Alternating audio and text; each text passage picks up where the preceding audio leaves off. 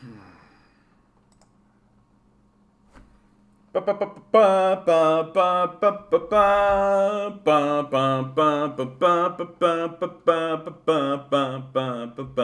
Break it down. What? Yeah, what? We did it. We did it. We're streaming again. Pretty quiet day today, honestly. Pretty quiet day today. I did capitalism over the weekend, and so Monday morning is like a real big, like, relax, recover. It's getting nicer outside too, right? So everything's getting busier and busier and busier. So work is, the capitalist work is getting more aggressive, as it always is. It's quieter over the winter, as you can imagine. Wasn't able to get out and do my walkabout because it's raining, right? Because it's raining. Such is the life, such is the life.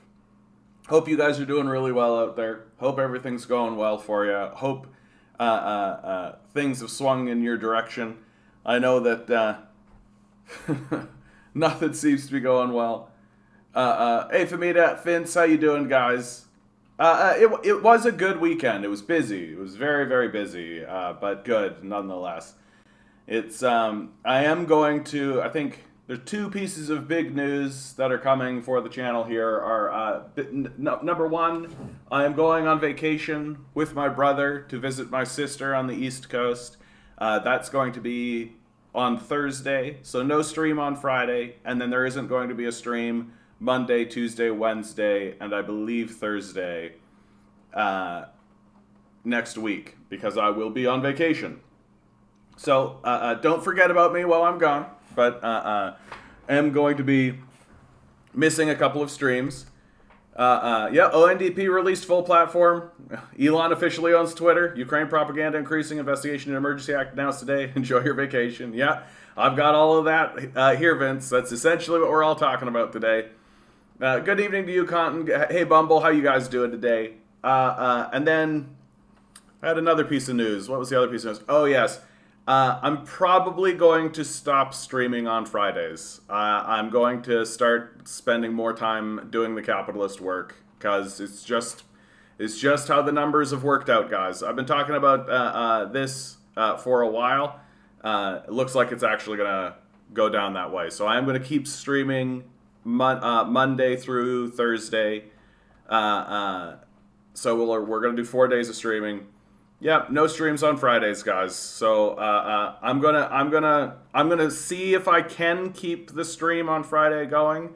But I'm gonna warn you right now, if I do stream on Friday, it's definitely gonna be like no research, no nothing, just kind of chewing the fat sort of stuff. Like I literally will be blowing in from work and like get my dog down for a walk and then sit down and like hit stream.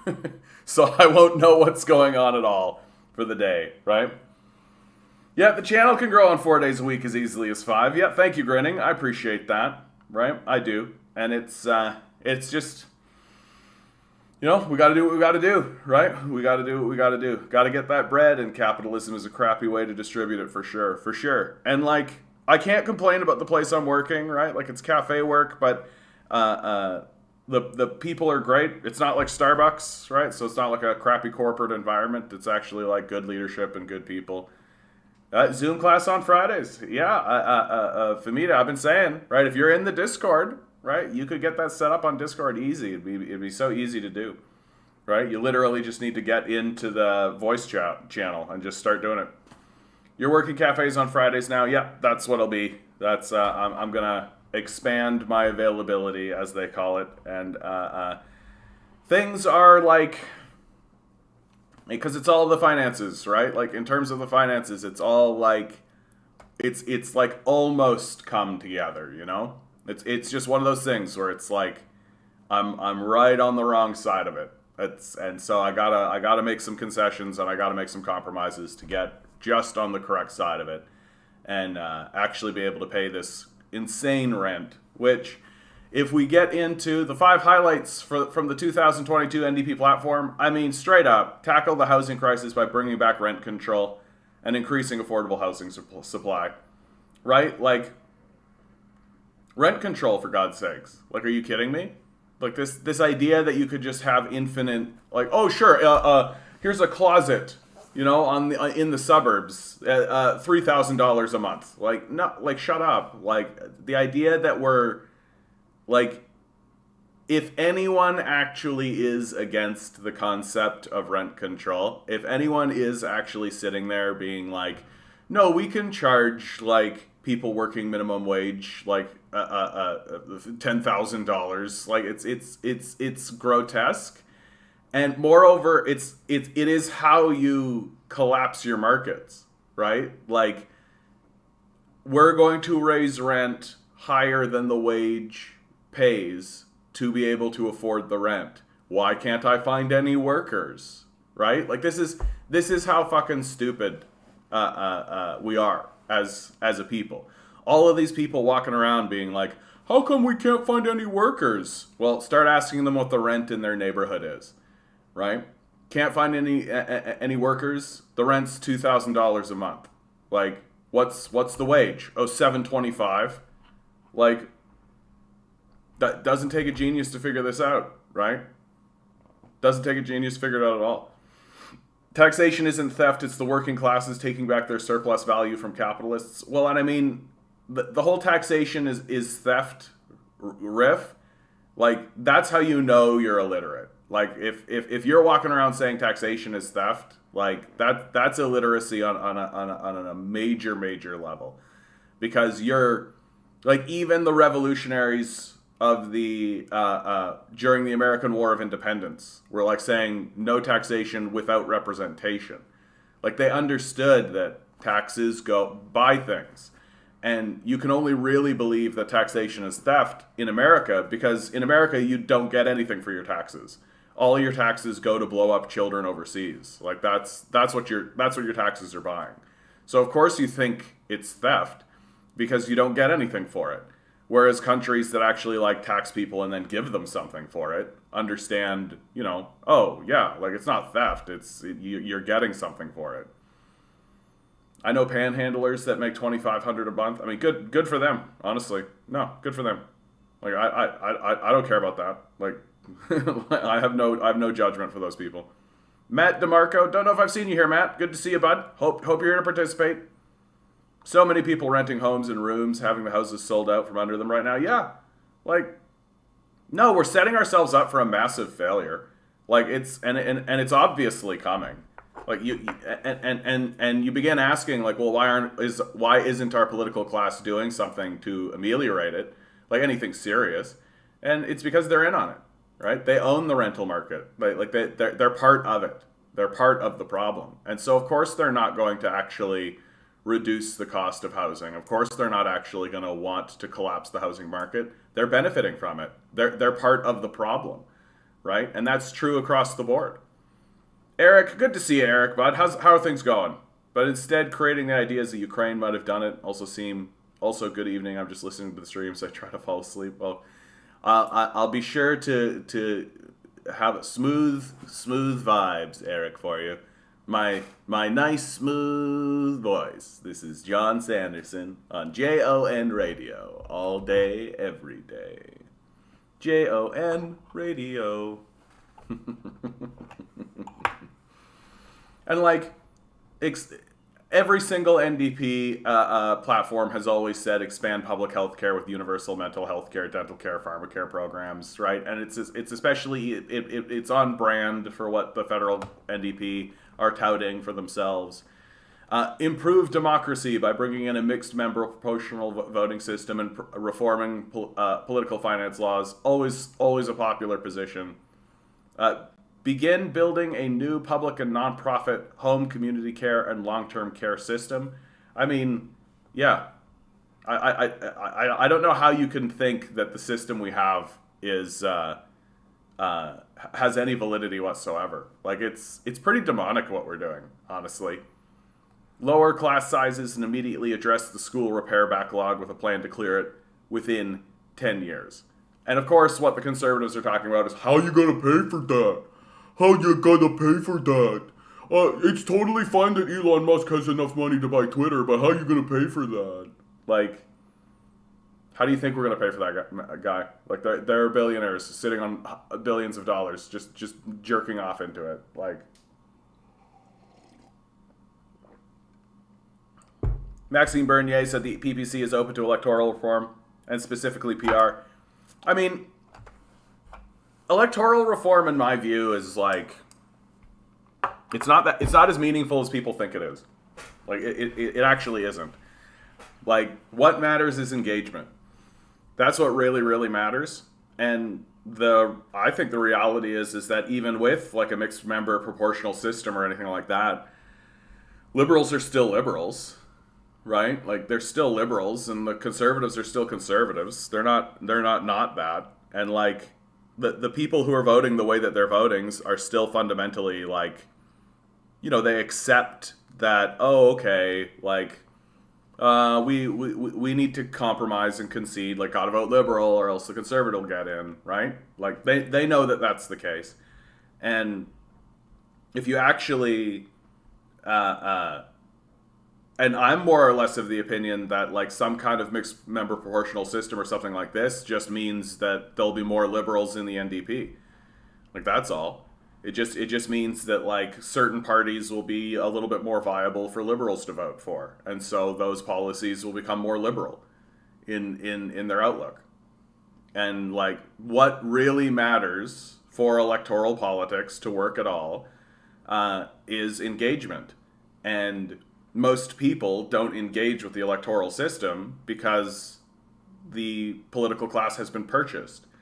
And creating a mixed member proportional voting system isn't going to mean, like, it's just going to add an extra layer for the capitalists to buy. That's all. But they've got all the money, so of course they're going to do it. Yeah, they're all bought off by lobbyists and capitalists. Yeah, I had an Ontario conservative who turned out to be a capitalist who was totally on board to privatize the healthcare system. Yeah. Why should I be grateful to a parasite? Yeah, like, the Ford administration is being very upfront. Like, well, they're not being upfront, but it's very clear that their plan is to privatize the healthcare system. Like, that's the plan. And of course, the nightmare scenario would be like Doug Ford gets in with this plan to privatize the healthcare system, and then someone like Pierre Poilievre would get in, and that would just collapse the whole thing, right? Like, yep, so far not even a whisper on the two basic income bills on Parliament. Predictable will drag on in Parliament before being voted down by the smirking Liberals. Yeah, that's what I expect. Like, the basic income bills exist in Parliament just to keep the working groups, like the people who are actually fighting for a basic income, right? It's just to keep them on the hook.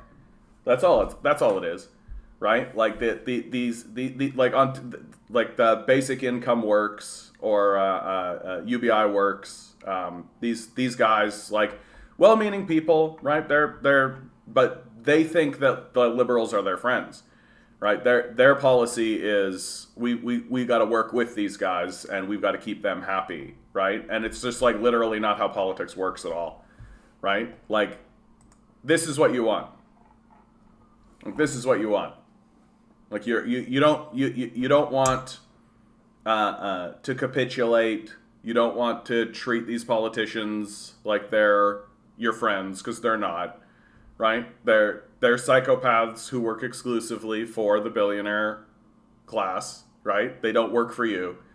And so the bills that exist in Parliament are there just to keep these sort of gullible guys on the hook, just to make it so that organizations like UBI Works will just keep supporting the liberals. We'll just keep voting liberal because the liberals keep pretending like they care, and that's all we really care about is a group that pretends like we care. But at the end of the day, the liberals, like, it's not going to go anywhere, right? Look how long they've dragged out something like pharmacare, right? They've been promising pharmacare for over 20 years, right? And they just dragged it out and dragged it out and dragged it out and dragged it out. And now we're starting to get a little bit of movement on dental care. But, like, again, it's like drag it out and drag it out and drag it out, which is the goal. That's the whole point, is to make these things take as long as they possibly can. Force people to protest in mass numbers for base scraps. So, because if that's the way that they accept, like if the populace accepts that, then you never really need to change anything, right? You can just drag it out as long as possible. And that's pretty much the way it's going to go with this electoral system as the homelessness rate increases, as poverty climbs, as the food shortages begin, right? Like, our ruling class is so worthless that they're not going to do anything to try to help any of this. Meanwhile, the left doesn't protest like this. Yep, the trucker convoy shows the right is more willing to go and challenge power structures. Meanwhile, the left just complaining on Twitter. That's right. Like after the 2008-2009 recession, Occupy should have lasted 2 to 5 months. Yellowfish should have started years ago in Canada, but no, silence. Yep. Like, we're gullible. That's all. And like every so often you get like a little spark up. Every so often you get like a protest. But then all you got to do, if you're like the Liberal Party, is say, we hear what you're saying, and then it's over. Like that's all it takes for Canada, because like we're the intense gullibility of the populace is like built right in. There's no, like, the people who have ascended to the very top of the chain are what I have come to call the yes men of the apocalypse, right? Like, all they've ever done is say, yes, sir. That's all they've ever said. That's all they've ever done. All the way from, like, elementary school, high school, university, business school, and becoming the management and the CEOs of whatever company, right? All they've ever done and all they've ever said is yes, sir. And now it's getting to the point, and the people who own the society, right? They didn't work hard to get to where they are, right? They're hereditary billionaires. Like, this worked hard to get to where they are is myth making, right? And who's making the myths? The yes men of the apocalypse, right? Because they need to believe that the people who are at the top of the chain got there by hard work and ascending a meritocracy, right? Because that means that when they pay fealty or when they bend the knee and say yes sir, they're saying yes sir to someone who they understand is their better, right? That this person worked harder than me and is a superior being to me, and so when I pay fealty to it, it's honorable, right? Instead of what is actually going on, which is that you're just cowardly capitulating to a person who was born a billionaire. And these people who are hereditary billionaires are so detached from reality that, like, they don't actually know anything, right? Like, this I think is the thing that we don't. Hey, Demand Better, how you doing, bud? Like, they don't actually know any better. All they know is, I need money for me. Money me good. Money go up. Number money go up, right? Equal good. That's all they know. And so they say they turn to their managers and CEOs who they own, their yes men, and they say, make money go up. And managers and CEOs go, well, we've crunched the numbers, and we found out that the best way to make your money go up is to destroy the working class completely. And the owners go, yeah, okay, good, money go up. And that's the extent of the conversation. Like, it's not complex, right? And these yes men of the apocalypse, right, who have now infected our political class completely, these yes men of the apocalypse are going to be our undoing, right? Like, we're gonna march off the cliff, and these guys are just gonna be saying yes sir the whole fucking time. Like, it's. Yeah, Floyd even admits he'll keep his organization running for a couple more years before venturing off to something unrelated to a basic income. Yeah, because, like, and part of it, like, if Floyd, in my view, if Floyd's clever, right, he's just gonna use that as a stepping stone to get into power, and he'll become a yes man himself, right? Like, that's the goal, right? The goal is to just become one of the yes men of the apocalypse, right? We need to move voters left so they abandon the libcon parties completely. I mean, good luck on that. I think most Canadians are pretty far right. Like, we like to act and pretend as though we're socialist. We like to act and pretend like we care about each other when we don't. Like, I think that like, the average Canadian voter is actually, like, pretty far right. Like, when you actually look within the arc of history and the bend of history, and where Canadians are, like, we like to pretend like we actually have compassion and empathy. We like to pretend like we care. We like to venerate things like our public healthcare system and all of this. But the public healthcare system's put in by a better generation than ours, right? And a better group of people than we are, right? Like, I'm sorry, it's just straight up the truth. Like, we keep voting for extreme far right parties who with extreme far right ideologies, who are completely abandoning everyone around them and destroying the species. Like, we're the worst generation. Like, with this moment right here is the worst humanity has ever been. Like, it doesn't get, like, we were actually better when we were crucifying people because at least we weren't trying to destroy the species entirely en masse, right? Like, the only way that we get worse as a species is if we just abandon the pretense, right? If we just abandon the pretense that we're actually trying to be good. But we're not. Like, we're not interested in being good. We're an extremely far right country, and people who are trying not to be far right are being ground into, like, identity culture war shit, right?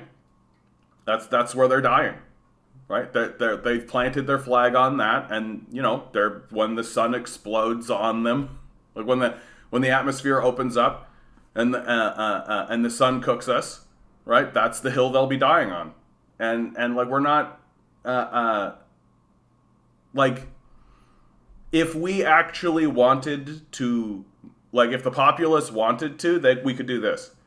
Like, this is what we could be doing, but because it's like the classic conservative thing, right? Like, if you're in poverty, that's your problem. If I'm in poverty, that's everybody's problem. That's essentially conservatism completely to a T, right?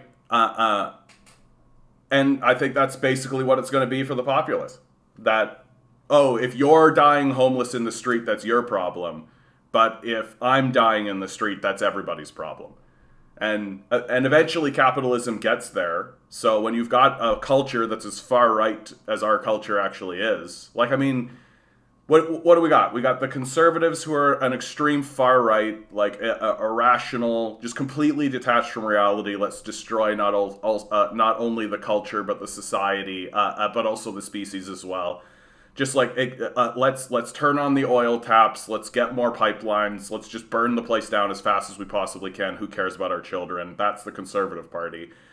The Liberal Party is essentially the same thing, except saying, yes, we hear you, environmentalists. Yeah, we're going to plant 1 million trees, and then we only managed to plant 10,000, and then we abandon that project so that we can build bullshit factories, carbon capture factories, to sell you an idea that we care when we don't, right? So they're just as bad as the Conservatives, except worse, because they're lying to us about it, right? And that's a full 60% of the populace. Like, that's 60% of the electorate right there. And then you have the NDP, who are essentially, like, near as I can tell, a center-right party, right? Like, that their objective is to be like the Liberals, except a little bit more, right? So they'll, like, wave their little "we did dental care" flag, right? And then that's it. Like, and then you've got, like, the Green Party, which is essentially a conservative party that's saying climate change exists. Like, so we're an extremely far right culture. Like, there's no one in the discourse saying, like, we should take houses away from these guys and give them to the homeless. Like, really basic shit. And if you stand up and actually say that, most people in the society think you're kooky, right? So when you have a culture that is this far to the right and screaming for fascism, like really crying out for the full scale destruction of itself and everyone around it, like, for God's sakes, like, look at the American media and how bloodthirsty it is over this Ukrainian thing. Like, the American media wants nuclear war. Like, they want it. Like, really, really, really badly. Like, they really, really want it. That if the nukes were to drop, they would start cheering for sure. Like, it would absolutely be like and that's because we're ruled by the yes men of the apocalypse. Like, they don't care about anything other than their money and their ratings, right? That's all they care about. And the people love it. I don't think I've ever really met anyone in this society who simultaneously is like working a corporate job and is also like on the left. Like, we've bought in, like we're in completely. And how do I know? Because we're not doing this, right? This is the only rational response that's left. And so this idea of we need to move voters left so they abandon the libcon parties completely. I mean, I agree on a like ephemeral existential idea, but it's just not going to work. Why? Because I think people want the abandonment. Like, people want it. That's really where I'm coming to. Is that all of the destruction and devastation, all of the death, the heartache, the breakdown of the civil society, the famines, right, the plagues, all of this, I think people want it. And how do you know? Because they keep voting for it. Like, the obvious solution would to be at least stop participating in it. But we actually are doing the opposite. We're doing more of it. So we want it. That's who we are as a people. Yeah, people are too comfortable. Yeah, and when they aren't, they just complain on Twitter instead of being outside. Yeah, unless a strike is mandated by their employer. Yeah. Oh, I hate it when it jumps down. Meanwhile, they mobilize their voters way more than Dems. Dems appeal to logic. GOP appeal to emotion. Emotion is a way more powerful tool. Yeah, that's exactly right. That's exactly right. Why didn't people vote for the only parties that shift taxes from the working people to the rich? The majority of Canadians, what left of economic policy, without knowing what the left offers? No, I mean, like, it's because we as a people actually do worship the rich. We really do. Like, why do you think the Kardashians are popular at all? Like, we worship wealth. We worship the rich. Like, and like, we venerate and think that serial killers are impressive and powerful figures, right? Like, we like these types of people, right? And if it's not that we like them or worship them, it's that we definitely are fascinated by them. Like, just as a people. Like, some of the most popular shit that you'll see on Netflix, some of the most popular shit that's on TV today is literally like serial documentaries about serial killers, right? Like true crime stuff, right? It's a complete fascination without a doubt. And we like these people. We really do. We're not and so this idea of like, hey, we should make sure that everybody has enough food to eat. Well, sorry, the wealthy don't like that, so too bad. And like, as long as we keep worshiping these people, like we're worshiping Musk, right? Elon Musk is buying out Twitter, right? And the responses, like the Yes Queen responses, are unbelievable. Like, he's buying it for $44 billion, right? Like, that's literally almost half the amount that a basic income here in Canada would cost. So for half the price of a basic income in Canada, he's just buying Twitter. And the response is, instead of like, oh, that's devastating, right? And it is. It's total devastation for Twitter. Like, get off Twitter. Like, it's going to become like a white supremacist safe haven. Right? At its root, Elon Musk wanting to purchase Twitter is not about left versus right. It's about white power. The man was raised in apartheid by a white nationalist. He's upset that Twitter won't allow white nationalists to target and harass people. That's his definition of free speech. And that's pretty accurate. Right? Like, and we worship it. We think that this is good. Like, and if you don't think that it's good, then you're at the very least just like being like, oh, well, what can you do? Right? The NDP Green need to get out and join protests en masse. Many of them are too busy working three jobs. Meanwhile, 55 plus boomers vote CBC en masse and are on Facebook 24/7. Yeah. Because propaganda works in numerous ways. Yeah. But like, people are willing. And then GOP do projections saying that they are facts and logic, but leftists are emotional. Yeah. which is why we were most likely to see protests in the photo coming from rural blue-collar workers in Alberta or Ontario, unless left wakes up and 18 to 35 crowd protest en masse. I simply don't understand why the students aren't. Like, if I'm under the age of 20, I see no reason to participate in this. Like, completely. Like, what are you doing? Like, what are you participating in? What are you studying? What are you learning? For what? To what end? For what purpose? Right? Like, there's literally no reason to participate in this. And I'm just blown away that there aren't, like, why is the University of Toronto functioning? Why is York University functioning? Why are these places, like, able to actually get students into classes? Like, why is anyone actually still participating in any of this at any moment for any purpose? And the only thing that I can come up with is just we want it. We want it. Like, we're not intellectual creatures. We are emotional creatures, first and foremost, primarily, right? That intellectualism usually ends up being a post-event justification, right?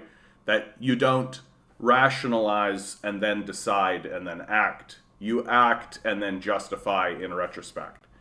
That's how most humanity operates most of the time. And when you are an emotional being who doesn't study your emotions, you don't pay attention to your emotions, you don't actually take time to live with your emotional state. You don't actually take time to be an emotional being, right? Like, that's the truth for like 99% of the society. Well, then you're ruled by them and you don't even know it, right? Like, I have experienced in my life periods of time where I've been in a major depression and I haven't even noticed it, right? I've just been going along my life and grinding into the system. And then I get, like, I have distinct memories of, like, sitting on some grass and the sun coming up and just like a full blast of like the sun, first day of spring kind of stuff. And then I feel the depression alleviating a bit and I realize, oh, I've been like depressed for like months now, like months and months it's been this way.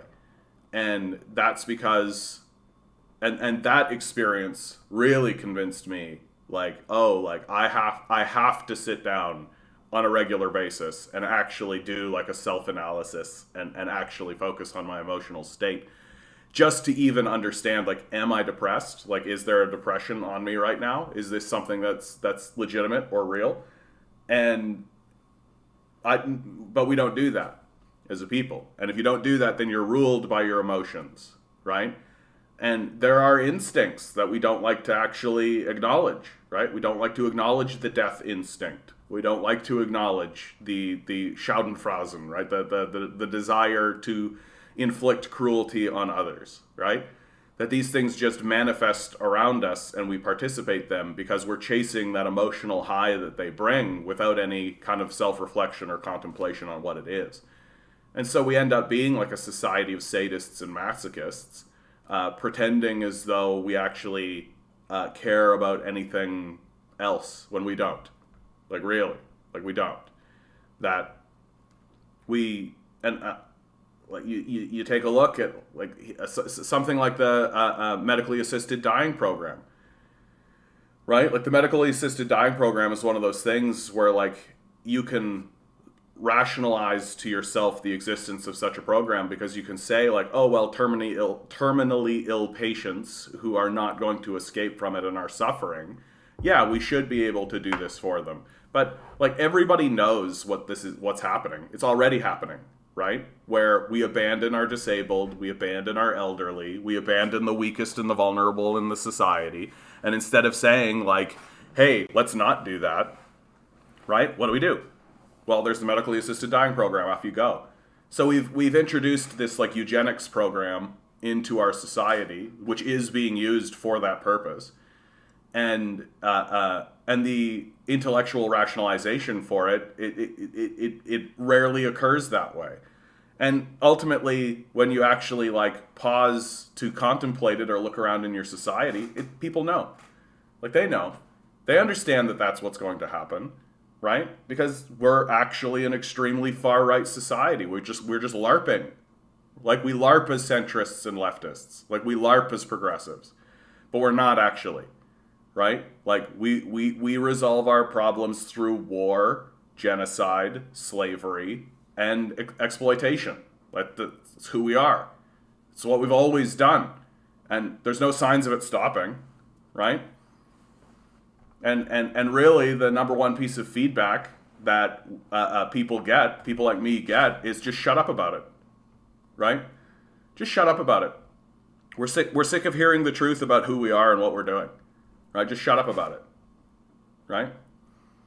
And it's and like it's like the mass grave discovery, right? Like the discovery of the mass graves, like.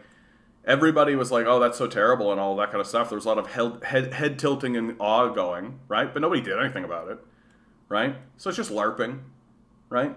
Like, that's all we are. We just LARP as socialists. People vote conservative because they're afraid and liberal because they're afraid. I always thought you voted for the best candidate, which caused a lot of conflict because I'm not afraid. Hey, thanks, Bumble. I appreciate that, bud. Thanks. Good opportunity to just tell everybody, like, share, subscribe. If you got a couple of bucks banging around, please consider donating. I appreciate that. Yeah, it's really funny that Musk is going to save free speech. Yeah, right. Like as if he's not going to just like ban people and like all like it's unbelievable to me that like anyone thinks that it's unbelievable to me that anybody thinks that Elon Musk is going to do anything but turn that into his own personal, like, vanity project, right? So you see the Socialist Party came in 1.1 behind Le Pen in France? Yeah. Like, if I was the people responsible for manufacturing consent in the society, I would always make sure it was that way. Really give the socialists hope, right? Keep them investing. Keep them investing. Almost, guys. You almost did it this time, okay? 4 more years, we're going to do it again, and you'll get it next time for sure. Organize and funnel all that energy into electoral politics. Oh, so close, guys. Oh, 1.1%. Man, that was so close. Just keep organizing and funneling all your energy into this dead pursuit. Absolutely. Absolutely. That's exactly what I would do. I would never, ever, ever like give them any real power, ever let them have anything. I would always just like, so close, you guys. Yeah, that's 100% what I would do if I was the owners of this society. Really give the people who actually think that electoral politics can change anything, any kind of, as much hope as they possibly can. Just keep edging them, right? So it's like dating a girl who is obviously just gold digging you, and she's like, yeah, I'm for sure gonna put out. Just I need another tiara, right? Like I just another $1,000, daddy, right? Absolutely. I just need something else. I'm for sure gonna put out this time. Absolutely. No, she's not, right? And if you demand it, and if you turn off the tap, then she'll just walk away because that's the game she's running, right? Like. They're never going to get power, right? Like, it's never going to happen. And if they do start to strike out to get power, then they'll get fucking destroyed. Like, physically destroyed. Like, I don't know why we're walking around pretending like if suddenly a leftist movement actually did start to gain any power, like, they're going to send thugs to our houses and smash our shit up and arrest us. Like, of course that's what they're going to do. How do we know? Because that's all they've ever done. That's all they've always done, right? And when things get like real, like when things get actually serious, they'll ban parties. They'll do all that shit. I don't know why we pretend like they won't. Like, of course they will, right? So right now the game is like, oh, just better luck next time. Better luck next time. Don't do the actual thing that would actually matter, right? Don't do the actual thing that would actually change something or actually matter. Certainly don't take all of those people who are voting for socialists and go surround the halls of power. Certainly don't threaten a full-scale revolution. Certainly don't do the meaningful act of actual civil disobedience. Just keep believing that in 4 years of bowing your head and capitulating and saying, yes, sir, In 4 years, you'll get it that time, right? Certainly won't be 1.1% again, right? Like, I don't believe any of this shit. Like, it's unbelievable to me. Yep, all Trudeau has to do is keep his nice haircut, show off his sparkle socks, wave the pride flag. He's prime minister for life. Absolutely. You heard of democratic socialism, patriotic socialism, and a bunch of other types. How about this rhetorical grenade? What about racial socialism? I mean, that sounds like what Martin Luther King was up to. Would racial socialism be more appealing to people on the right? I think you need to define this. What do you mean? I just think, like, look, people don't want socialism. Like, that's all. Like, they just don't want it. Like, they're only going to start calling for it once the society abandons them. That's it. Like, and that's why we're here. Right? We're here so that when those people get discarded from the system finally, right? Because they're not capable of looking forward, right? Their plan has always been capitulation to the death cult. That's always been their plan, right? Well, you got to plan for your future. You got to make sure that you're nice and secure, right? Okay, so I'll just become a yes man for the apocalypse, right? I'll just capitulate everything I have and everything I am to this death cult. And steadily the death cult is throwing more and more people out, right? And abandoning more and more people. The way the system is designed, that's how it works. And so we're here to catch them and try to give them an explanation for what's happened. Because their entire plan was always to just say yes, right? And over again, we're seeing, like, just saying yes to a death cult has major consequences, right? Like, take a look at the student loan crisis, right? The student loan crisis is 100%, like, our children said, oh, we get these loans and then we get the jobs and then we pay off the loan and then we move forward, right? So we all just said yes to we said yes to the dress. Like, we said yes.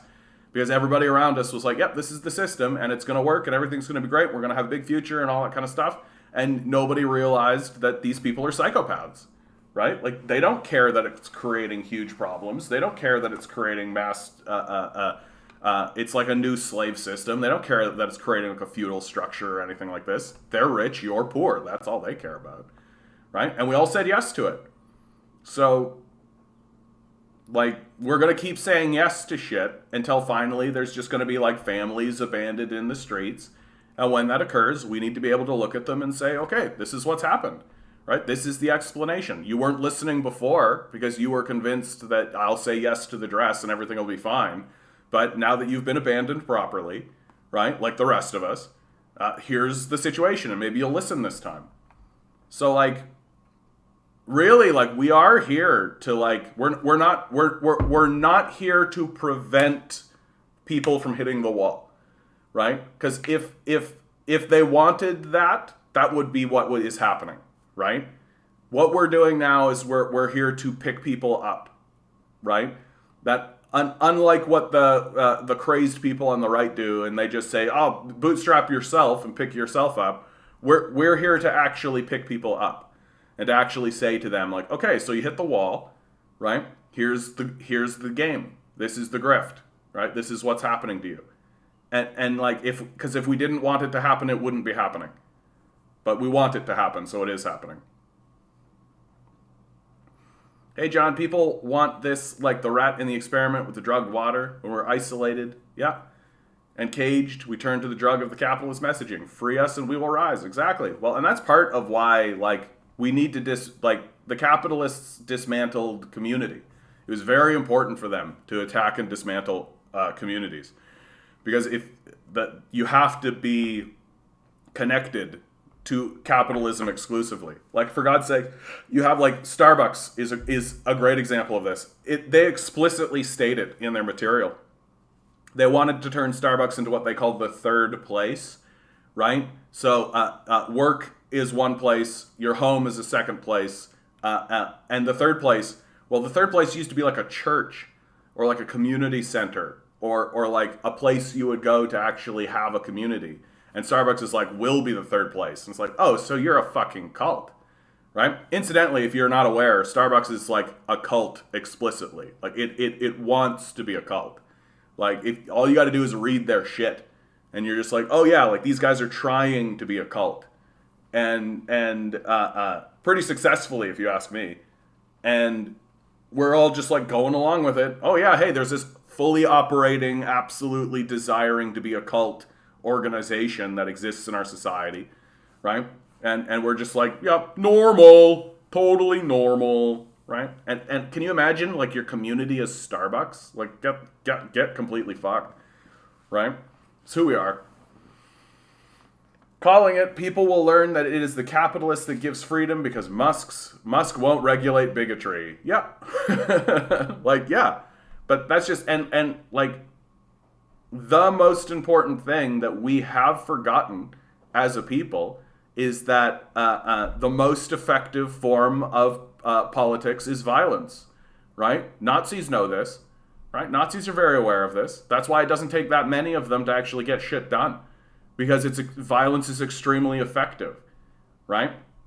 And they use it, and they want to use it, and they respect it, right? Which is why the only type of person they actually respect is somebody who's willing to fight back against them, like literally fight back, not like write a letter, fight back, and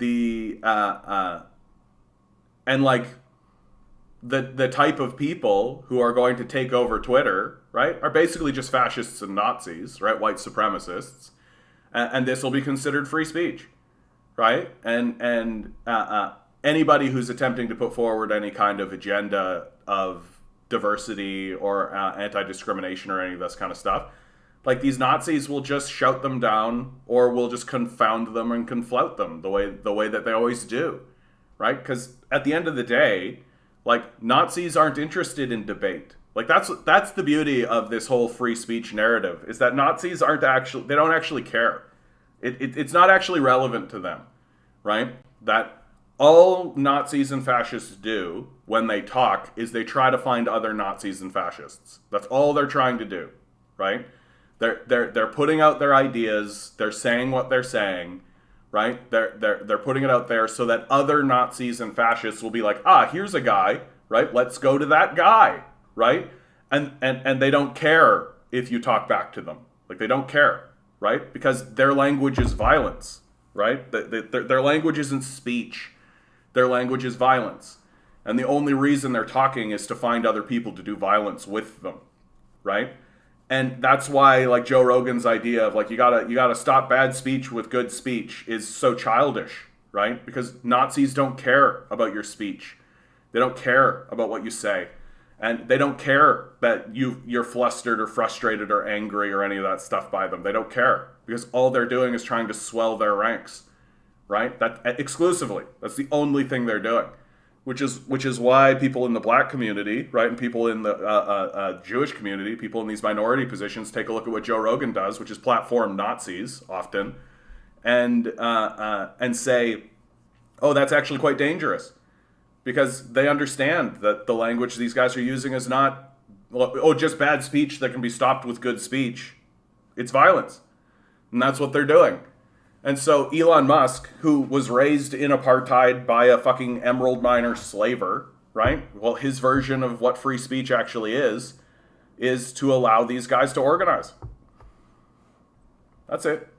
Like, that's it. And so watch Twitter descend. Watch Twitter descend very quickly. It's going to become a very, very useful tool for white supremacists, Ku Klux Klan members, all of these sorts of guys, for sure. And it's going to happen very quickly.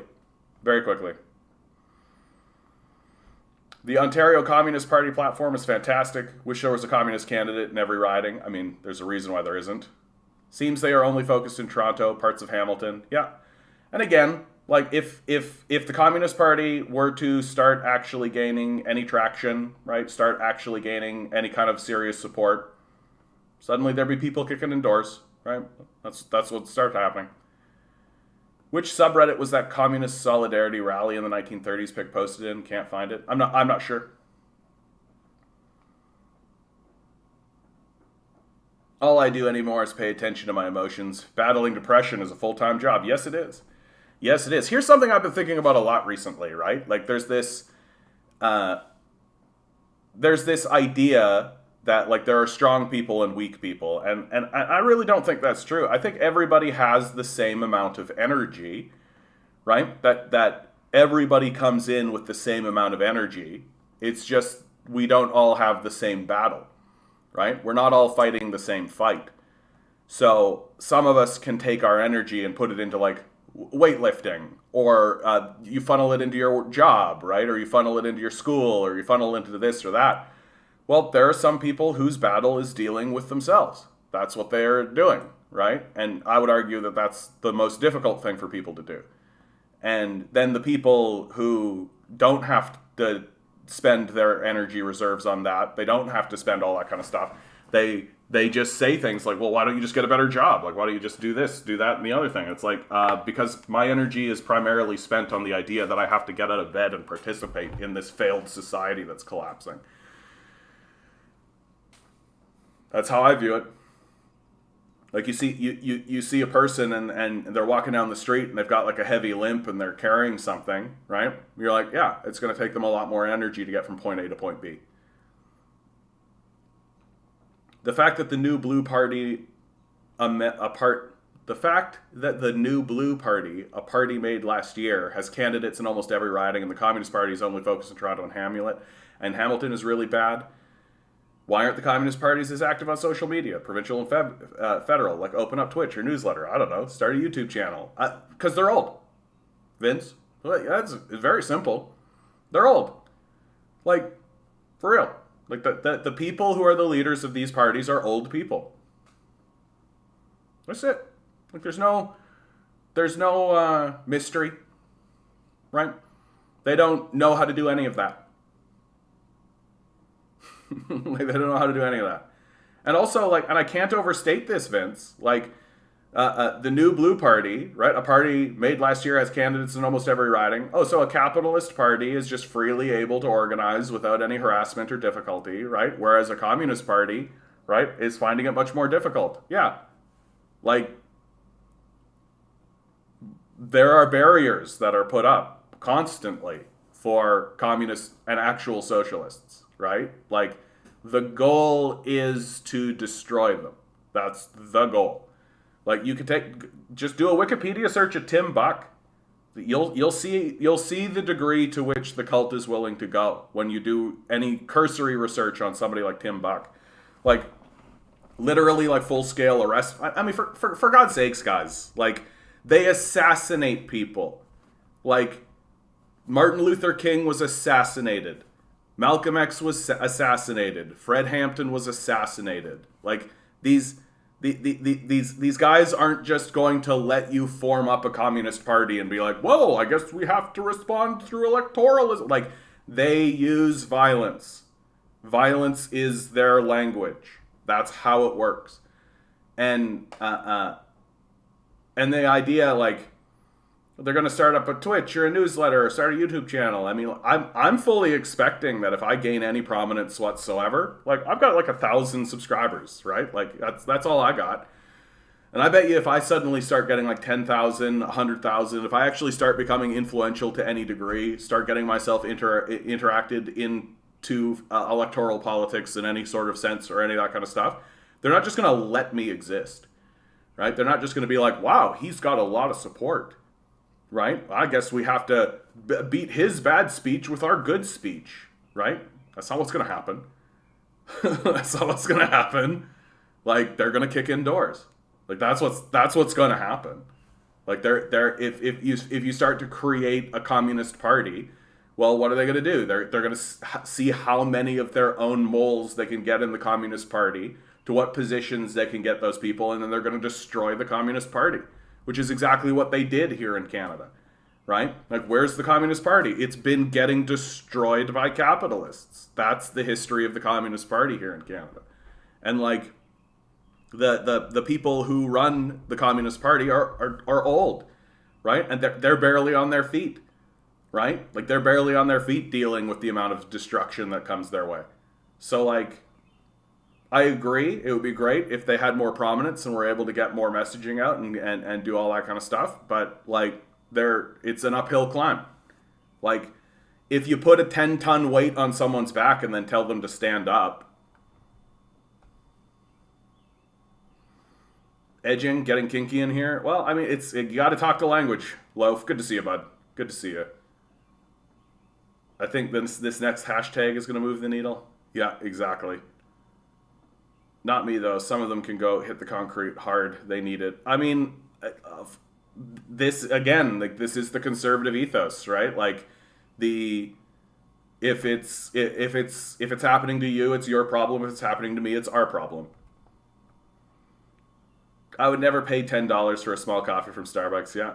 Cults are a great grift, man. Always have been, chin chin. That's what I keep saying here, by the way, Bumble. I'm like, I actually think that I would do a lot better. Like, I would do a lot better on YouTube, I think, if I turned this into a cult. Straight up. Like, we've talked about this, Bumble. I think you were at the heart of the whole bread cult, you and Loaf together, right? Like, did we get the Lynch lottery already? No, we haven't. No, we haven't. David Lynch. David Lynch. David Lynch. All right, guys. Everybody pick your number. John Smith, good to see you. Finland and Sweden are submitting applications to join NATO. I'd be surprised if they got in, honestly. Seems suicidal. Here we go for today's number. It's April 25. I'm sticking with the 7. I'm with Mocked. I've been picking 7s all this whole time. Famita, you're in that too. I can tell. Has a number. It's me, Mocked, and Famita. We're in on 7s. Numbers 1 through 10. Numbers 1 through 10. Here we go. John Smith was a 6. Swirl the numbers. We got two 8s, a 4, a 10, a 7. Pick a number. Pick a number. Here we go. It's the 7 this time, guys. I can tell. Today's number is 10. 10. Hey, at least one of us got it. DM. DM with the big 10. Go do the thing, DM. Take that energy. Send it into the universe. David Lynch has come to you and placed his finger on your forehead and said, you're the one. 10 is half of 20. That's right. That's right. All right. May the energy of David Lynch carry into your lives. I feel like we've got quite a few non-regulars in here today, which is great. Matt DeMarco, John Smith. Don't see you guys around a lot. I'm so glad you guys are here, though. So glad you're popping in, saying hi, because like we got to form up here. Like, we got to form up. Got several protests going on Thursdays, guys. If you're available on Thursday, if you're here in Toronto, right? 11 o'clock at Queen's Park is the ODSP protest, and then I'm going to be shutting down the street with Isabella Gamp on Poof at 2:30 Yonge and Dundas Street for the same reasons, too. So hopefully we can get some of those ODSP people to actually join us. Yeah, looking forward to see Trump reinstated into Twitter, Mrs. Rants. He said he's not going to come back, though. Do you watch Russell Brand? What do you think of his most recent video? I support the most current thing. I do watch Russell Brand from time to time because I think, like, he has 5 million followers. To me, that's all it is. You got to pay attention to people who have a big follower base, even if they're goofy. And Russell Brand isn't goofy. I mean, he as a person seems a bit goofy, but he's I think he's honest and he's genuinely trying to figure things out. And I haven't seen his most recent video, but just from the title of it, I support the current thing. I think he's probably trying to say, like, hey, maybe it's time we actually be a bit more skeptical, a bit more critical, right? Because, like, obviously there's like this huge media system that's controlled by the billionaire class, and it's just growing, right? Like Elon Musk picking up Twitter. Are you kidding me? Like, they can just bombard messages into the public, and we just gullibly eat it up every single time. Like, it's always the case that the first, like, few months to, like, years in a lot of these issues are just people regurgitating the state-sponsored nonsense, right? I really notice it on BreadTube, right? On BreadTube, like, These guys are essentially Nazi apologists at this point. And I even made a video about it where I was just like, what's with the Nazi apologetics? And the only person who even commented back to me gave me the classic, like, hey, we found one Nazi in the, we found a single Nazi in the Russian military. That's the same as the Azov battalion, right? Like that's what we're dealing with. We're straight up dealing with a people who think that because we found one Nazi in the military somewhere, that's the same as like a fully integrated organization of Nazis, right? It's like the difference between a rash and cancer. I used to think people got to hit rock bottom to stop their capitalist simping, but I think they need an example of victory fighting back. There's that too, Bumble. Like, there's a lot of kind of hopelessness going on right now. Yeah, and John, to speak to this, Finland and Sweden submitting their applications, like, it's, if you ask me, if I'm the NATO members, I'm going to say no to that. Like, it's an enormously bad idea. Like, it's an enormously bad idea for these countries to consider joining NATO. Like, what a terrible idea. Like, if I was living in any of these countries, I would be like, that doesn't increase our national security. Like, that makes us much weaker. It makes us much weaker. Which subreddit was that communist solidarity rally in the 1930s Pick posted in? I think it might have been communist memes, dude. I don't remember. But try like communist memes or socialist memes. Send in the tanks. Not sure, dude. Yeah, you'll be on vacation for the next week, so you need to enjoy this stream. That's right. Enjoy me while you have me, guys. I'll be gone. It's going to be such a nice trip, guys. My brother, me, and my sister are going to drive along the East Coast. Probably going to go to Newfoundland, maybe Nova Scotia. So we'll be in New Brunswick. Or we'll start here in New Brunswick, right, Moncton.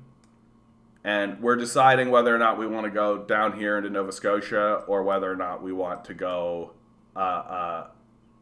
over here and then take the ferry into Newfoundland and Labrador. We'll make the decision. Either way, though, it's gonna be great. It's gonna be such a nice time spending that time with my family, my brother and my sister specifically. It's gonna be really, really great. Nova Scotia, I appreciate the offer there, dude. I don't think it's gonna go down that way.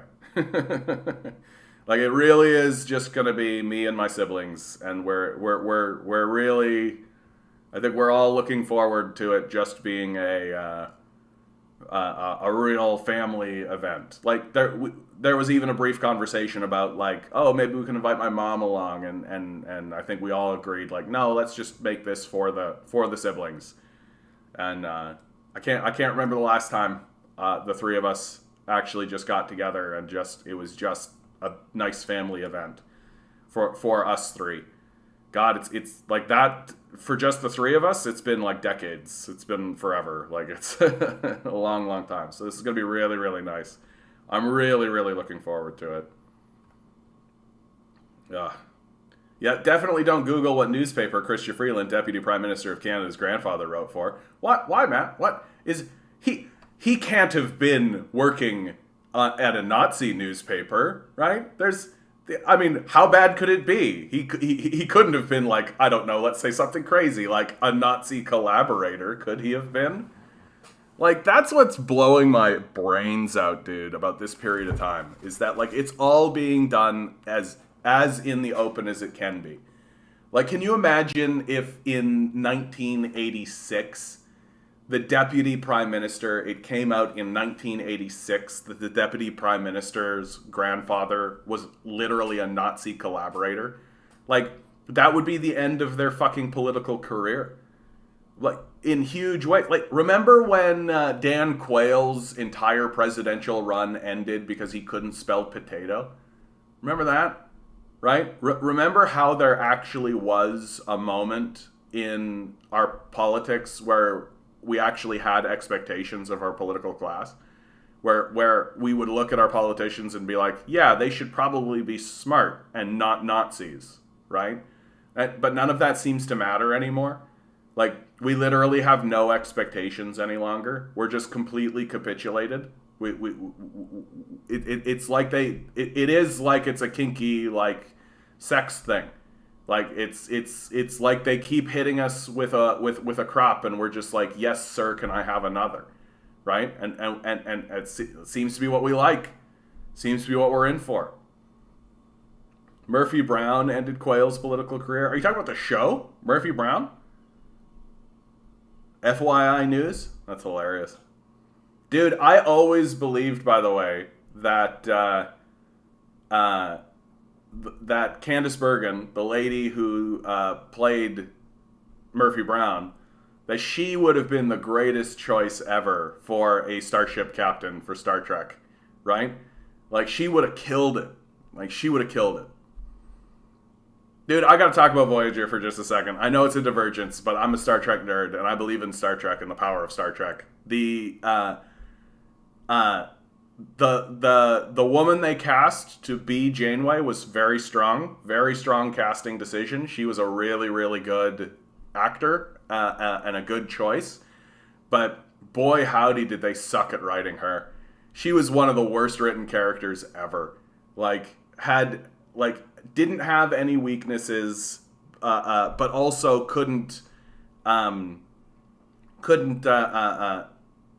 didn't really ever have a reason for her decision making. Could always be talked down from anything, right? Janeway, aka Andrea Horvath, just Avon Schweringer. Good to see you, bud. Good to see you. And like Voyager should have been a really kick-ass show. Like, just the premise of it. Like, half the crew is Maquis, so half the crew are like rebels, right? And half the crew are Federation. And it's like this incredible conflict that's built in. Like, there should have been like mutinies and coups and like constant political maneuvering and all this, and just it didn't exist. It's like they got this really interesting and sweet premise, and then we're just like, we don't need to worry about that. That's fine. Right? They had like one episode where like they resolved their differences through the power of like team building or something. That just kind of speaks to the whole like the decline of our intellectual and imaginative capabilities. Like, Star Trek is actually the show to look to if you want to see like a pretty major decline in our ability to act like adults and our ability to think about things intelligently at all, right? Because you had like Star Trek, the first Star Trek that really sparked up. Nobody really thought much of anything when it came out initially, but there were important moments in that show. It was mainly about civil rights, the show. It was mainly about equality, right? Getting the society to a place where these divisions along race and sexual lines disintegrated and disappeared, right? Like that was always one of the core principles of the original Star Trek.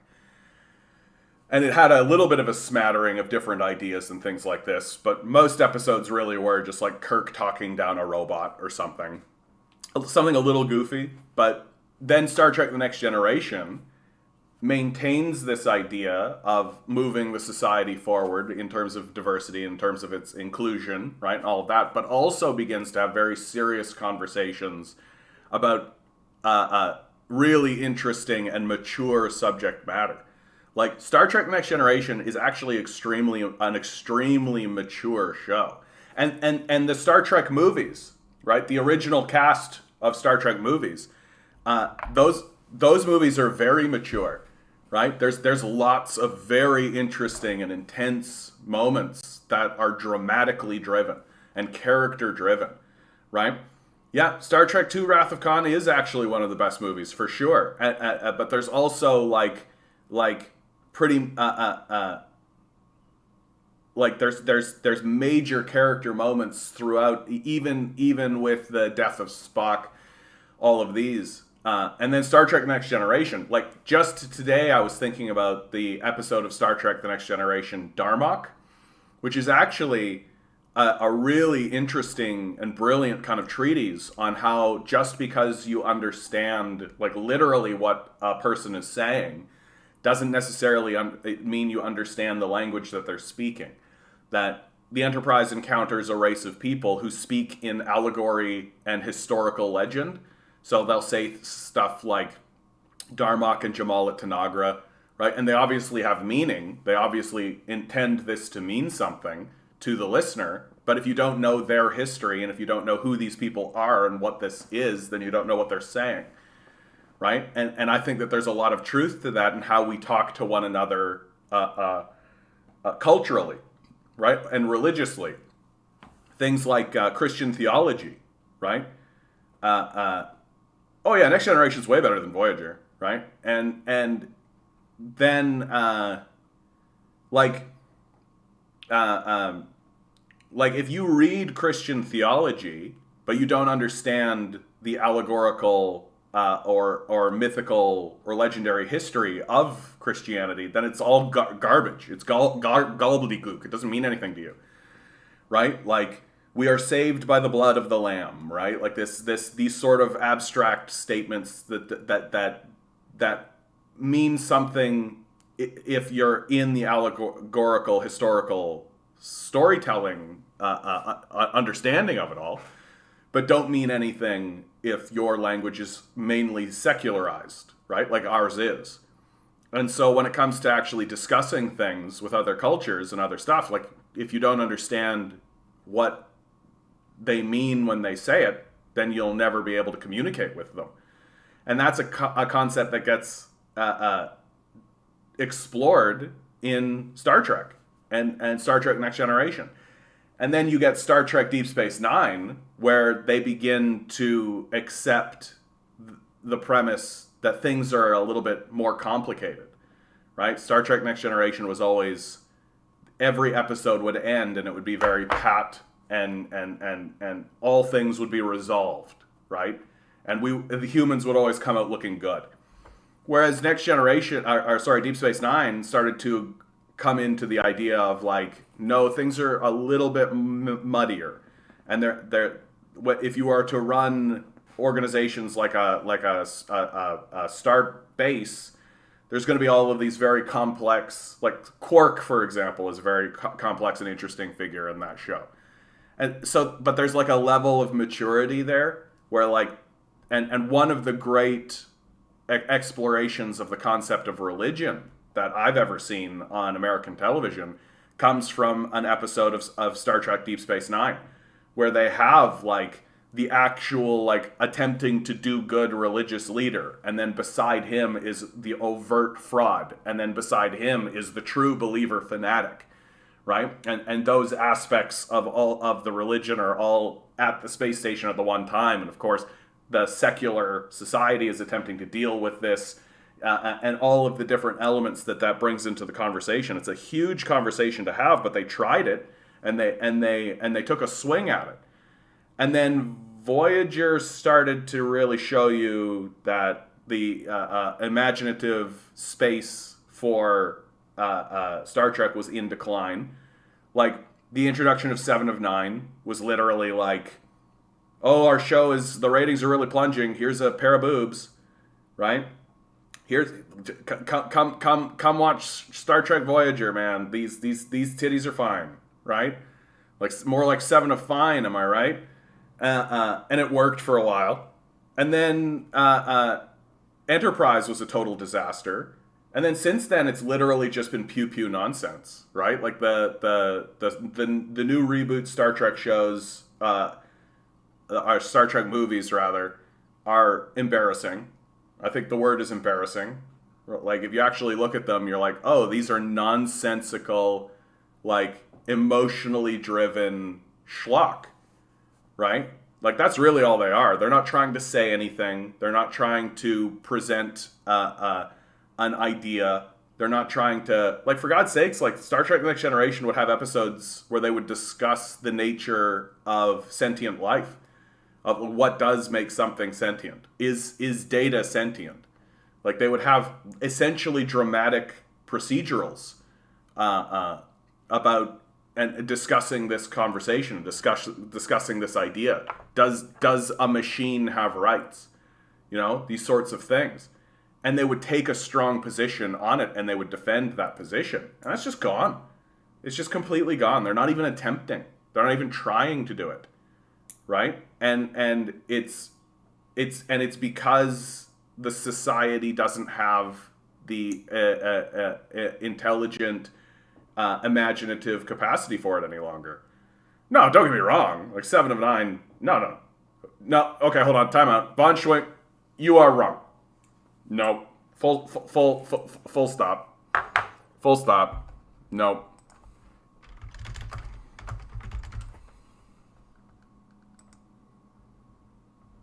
No. Seven of 9 was fly, dude.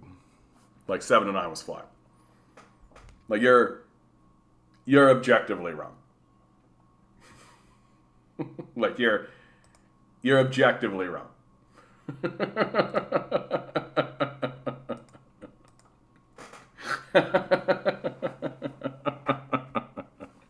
But that was the plot. Like, and so in Star Trek Enterprise, right? They had the Vulcan, like the female Vulcan was on the ship, and she was basically in this like skin tight episode too. Exactly, look at these space titties, right? The very, very, very, very bottom of the barrel, right? The bottom of the barrel of we don't know what to do, what should and guys, let's be very clear about something. Like Star Trek was always fine with this. Like Deanna Troy's a babe. Deanna Troi, Star Trek. Like these are the outfits that they had her in all the time. Like she was a total babe. Like they weren't even trying. These aren't even the good outfits that they would have her in. Like Mass Effect trilogy carried the torch for Star Trek. Yeah, I think there's something to that. You know, there's and the Mass Effect series is. You know what, Vaughn? You and I are just gonna have to. You and I are just gonna have to agree to disagree. I think, right? Well, I'm not gonna.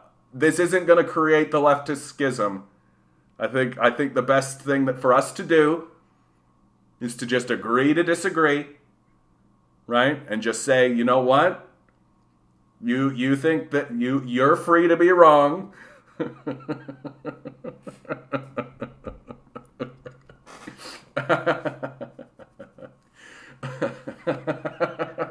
That's it. The channel is going to divide on this. That 7 of 9, she was definitely hot. And we split and go our separate ways. The great Jerry Ryan division of 2022.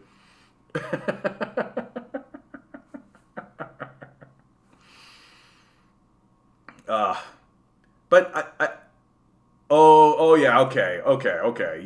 No, for sure that's the case. This we can agree on, Vaughn. Like 7 of 9 wasn't cute. She was very specifically supposed to be imposing. That was her whole thing, right?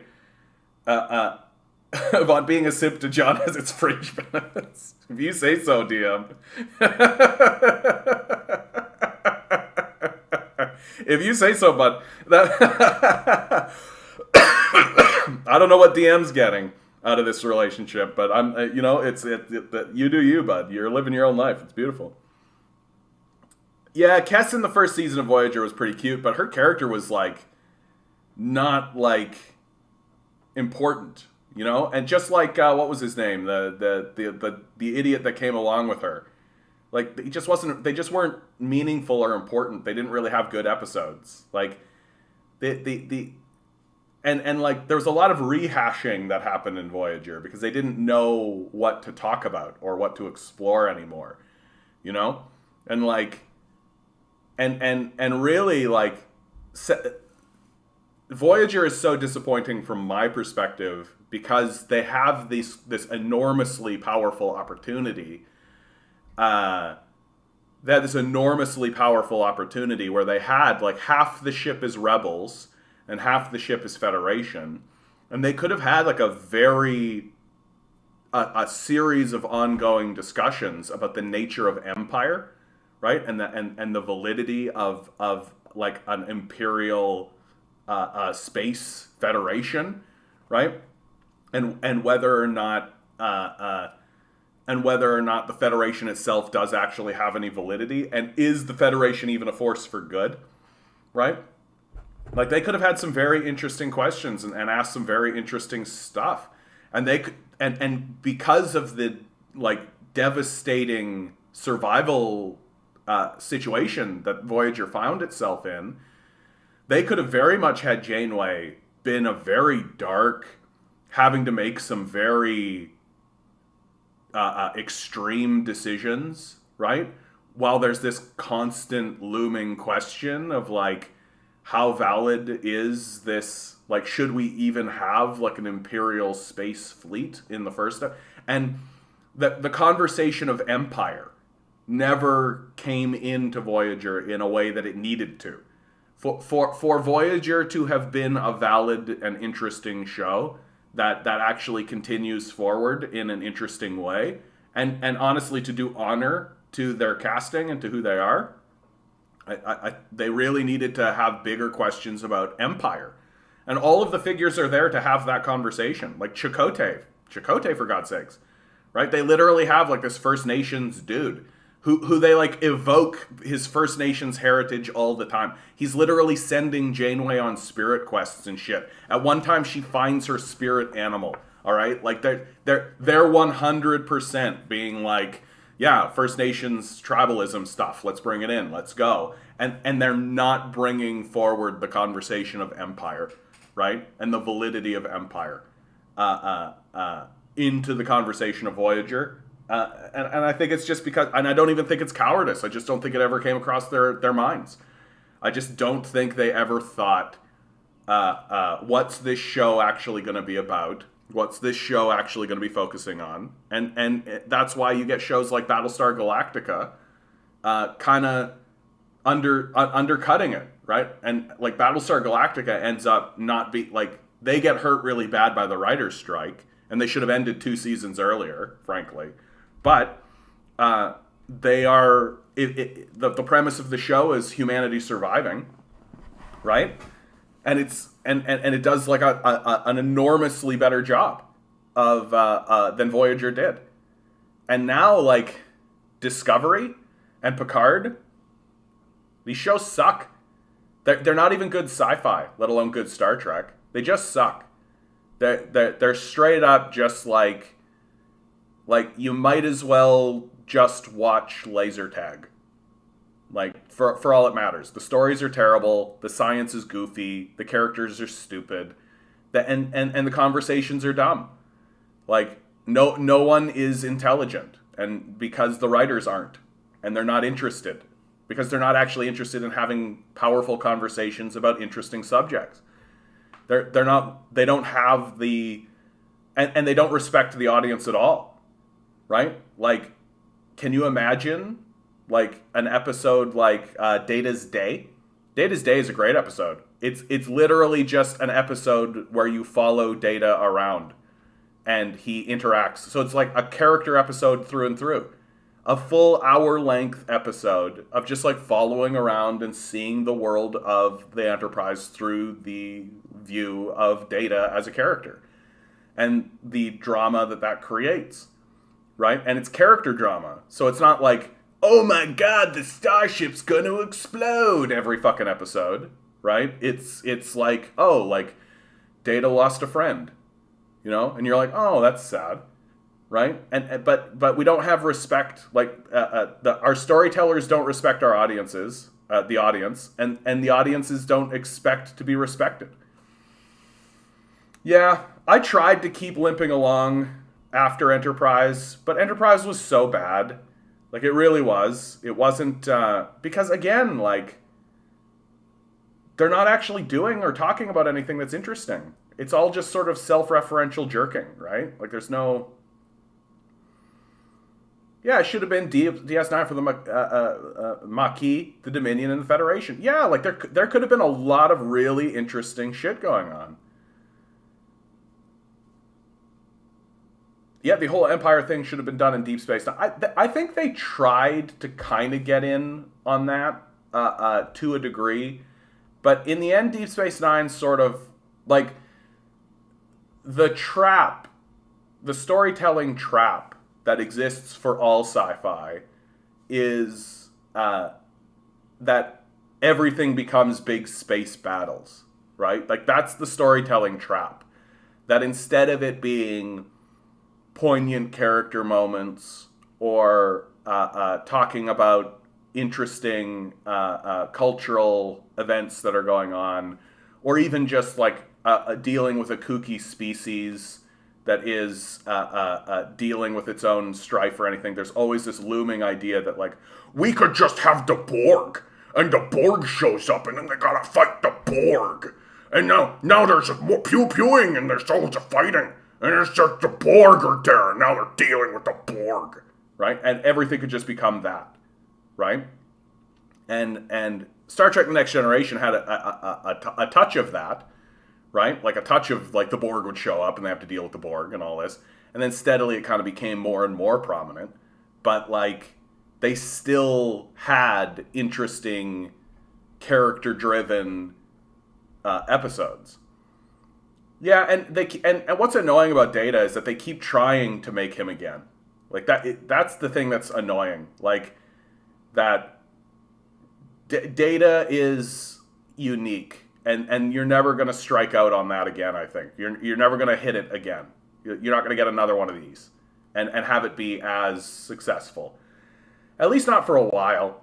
Like I think Data needs to go to bed for a while. Like people need to forget about Data. You know what I mean? Off topic, but have you seen Everything Everywhere All at Once yet? Is that Bo Burnham? Is that a Bo Burnham reference? Everything and everything all of the time. Anything and everything all of the time. Incidentally, if you haven't seen Bo Burnham's Inside, definitely watch it. It's very poignant, cuts to the heart of the matter in many ways, but it's also just good comedy, right? And I think Bo was successful in his objective of making a series of like TikTok videos, but like the best TikTok videos you'll ever see, right? Like everything is made for social media, and it's a series of like social media style like clips, but like and like White Woman's Instagram. He does this song called White Woman's Instagram, where he literally just takes all of the tropes of like, you know, white women and does them himself while playing it over this song. And in a way makes fun of them while simultaneously like embracing the true nature of why this is done in the first place. No, but Bo is obviously a genius. He was obviously born a genius. And watching him work is absolutely brilliant. I hope that's what you were talking about, Von Schwinger. No, man, a new movie. Okay. I don't care. If I get to talk about Bo Burnham for a second, that's fine. So, okay, hold on. Everything, Everywhere, All at Once. This is what I love about doing this stream, by the way, is that, like, I do have stuff, but sometimes I've heard of this, and I actually have heard good things about this. Also, I love this actress. I think that this actress is often, I don't know her name, but I find that she's often wasted whenever people have access to her.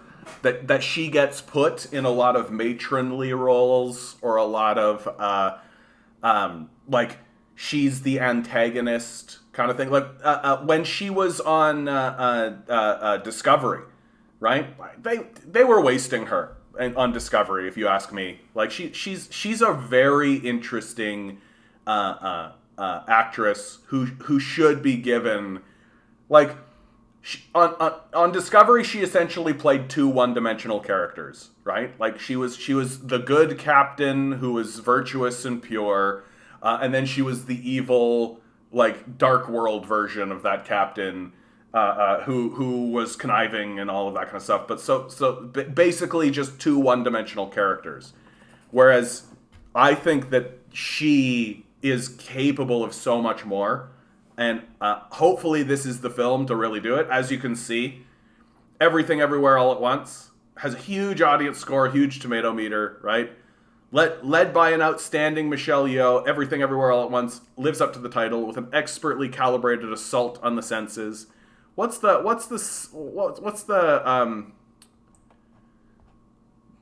interdimensional rupture unravels reality, an unlikely hero must channel her newfound powers to fight bizarre and bewildering dangers from the multiverse as the fate of the world hangs in the balance. Like, it sounds like Rick and Morty. That's what I thought the first time I saw the trailer. I can't play the trailer, unfortunately, but which I think is dumb. Like, why wouldn't they want me to play the trailer right now? But anyway, it does sound like Rick and Morty. Like, people are starting to key into this idea that, like, oh, if all you do is just show people weird and wacky shit, they're in, right? So let's just, like, weird and wacky the shit out of it. And that's actually really difficult for creative enterprises to actually do, because it's like when you watch Rick and Morty, like, it's constantly spitting out just new and outrageous things, right? It's just constantly spitting out new and outrageous things. And like and for a long time, like, the industry wouldn't accept that at all. Like, everything would need to be like focus grouped, and everything would need to be like created in a veneer, right? And also, I think that we are interested as a people in the concept of the multiverse, right? And we're starting to come to grips with the idea that, like, of what a multiverse might actually mean, right? And even a show like Rick and Morty, I think, gets the multiverse wrong, right? That, like, it understands that there's a reality beside this reality that is about the same, but it doesn't understand exactly to the degree we're talking about here. Like, there really is an entire other universe where the only difference is that in that universe, when I say the number 10 and 7, those numbers are switched. That's the only difference between those two universes. And there's like a whole array of universes in which that's the case. I think about the concept of the multiverse a lot. And because I think it's from just like a theological or existential position, I think it is important for us to understand that, like, everything that is possible to occur does. That if it can happen, it does happen. And it just might not happen to you. Michelle is just a year older than me. No wonder I think she's gorgeous. Well, and she is gorgeous. Like, she absolutely. Weird and wacky sells when what makes sense just draws people back into the suffering of late-stage capitalism. There's that, too. It is like a form of detached escapism, right? The last time I went to theater was for The Matrix, the first one. I'm terrified of bed bugs. Yeah, I was in theater for the first one as well. Dude, but like, this is kind of what I'm talking about. Like, the new Matrix movie that they made, right? It was so obviously just a cash grab, just like a schlocky, let's do another Matrix to make a bunch of money, right? And this is, yeah, Dadaism is here, right? And the focus on the multiverse really opens up that concept of Dadaism, right? That we exist as sort of a nonsense creatures. All right, Famid is asking us to take a look at this. Tired of listening about pop culture and Star Trek? I understand. I respect that. Wildwood settles lawsuit for more than $30,000 with woman who was involved in violent beach arrest. The city of Wildwood has settled a federal lawsuit filed by a woman who was arrested by 2 cops in a violent encounter that was captured on video. Drew national attention to the Jersey Shore town in 2018. All right. Yeah, the lawsuit alleged the cops used excessive force, fabricated evidence. Fabricating evidence is always the best, eh? Like, cop's gonna cop, right? That's what this story is. Yeah, former Wildwood Mayor Ernie Trioano Jr., who was the mayor when the incident occurred, and has been outspoken in supporting the two officers, told NJ Advanced Media Monday that the settlement is a travesty and a miscarriage of justice. I mean, like, sounds to me like two cops beat the shit out of a woman on tape, and hold on. Do me a favor. Yeah, all right. So here she is. How old are you? I know that didn't come up positive. I didn't take a drink of anything. Open display on the beach. What? It's possession consumption. It's not open. Open display means What do you mean? That doesn't you can mean see it, anything. yes. Will you lock me up for obstruction with my 18-month-old daughter over there? Oh yeah, I think Yeah. two cops just swinging their dick, right? What's your last name? Okay, that's it. I'm done with you. Do you have cuffs on you? No, man! Get over here. Don't talk to me. Yo. Don't talk to me. All right. You're about to get dropped. For what? Get Right, for what? You're about to get for what? What's she doing? Like, look at this. This is assault as far as I'm concerned. Like, what was she even doing? Like, literally grabbing her hair? Like, what are you talking about? You're choking me. Like, this is pretty disgraceful. Like, it's pretty disgraceful. Like, literally just two guys who wanted to beat up a woman. That's what I see, right? Just like, even if she was in violation of some like open kind of carry thing or any of that kind of stuff, like literally, like write a letter, like write a fine, right? Like you write her up or something, right? This completely unnecessary, totally pointless, didn't need to happen, right? She wasn't even bothering anybody. Like she's not even causing any problems, right? Also, I do gotta say straight out, like, I think the concept of like, oh no, I have an open alcoholic beverage in public, that's a fine-worthy offense, is childish. Like, you want to talk about how childish our society is? It's shit like that. What are you talking about? Who cares? Like, oh, I'm walking around and I have a beer in my hand. Oh no. Who cares? Like, who actually cares? And when you actually find out who actually does care, it's literally like Karens and fascists. Like that's who cares. Like people who just want an excuse to beat people up. That's the people who care. So what do you end up with? Right? You end up with this crazy shit, which is like completely unnecessary. Like, what's the point of any of this? What's the point? What did anybody gain? Do you feel safer?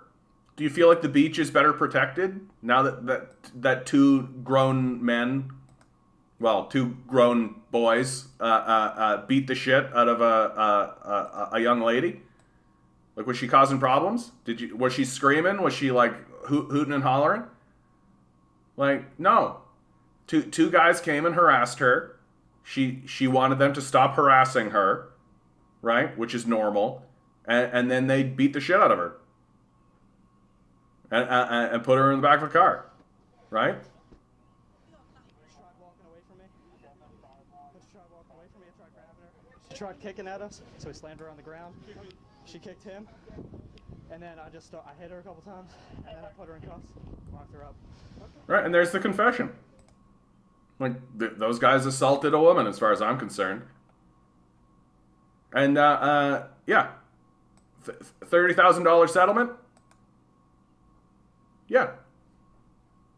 Makes sense to me. Cops should stop beating people up for no reason. Right? Got arrested once for open carry in my town is so damn stupid. Yeah.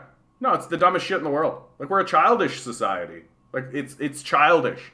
All we're doing is empowering children to act like children. Right? Like, I literally am just watching I'm literally just watching like two grown boys, just two boys that grew up and are boys, puffing their chest out and being like, "I'm an authority figure. I'm I'm of the authority, and you got to listen to what I say. And if you don't listen to what I say, then I'm literally gonna beat you up." Like, just bored children with a badge. That's all I saw. Right? They didn't have anything better to do. That beach would be safer without them on it. Yeah, I feel less safe knowing the police can hurt me with impunity, which is intentional, I think. Yeah. Arm the working class. I mean, authoritarians literally, yeah.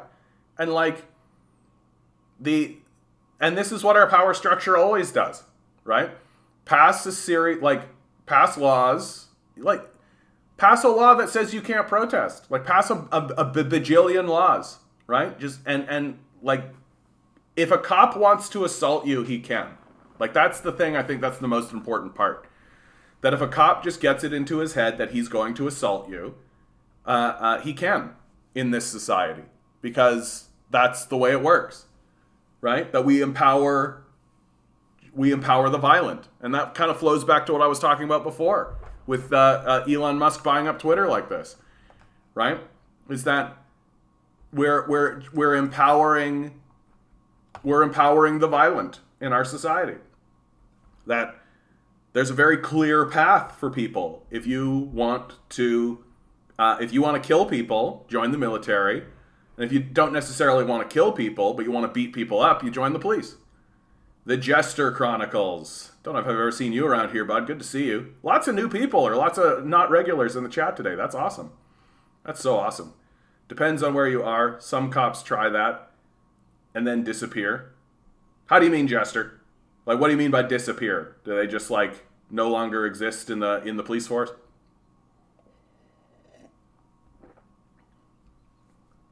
I've been saying it over and over again, though. Like, we live in a, like, psychotic society that's actively structured itself to destroy itself. Like, there are no laws. Like, this whole thing that we just saw here is like... It literally doesn't matter. It literally doesn't matter if there was a law or there wasn't. Because the society itself is lawless. Right? Like, if you were being ruled by, like, a psychotic king who is passing laws like you can't look at your toes on Tuesdays or whatever, like, you don't need to follow these laws. Like, the law, the legal system itself has invalidated itself. Like, we're at a position now where it's just a free-for-all. It's every man for themselves, right?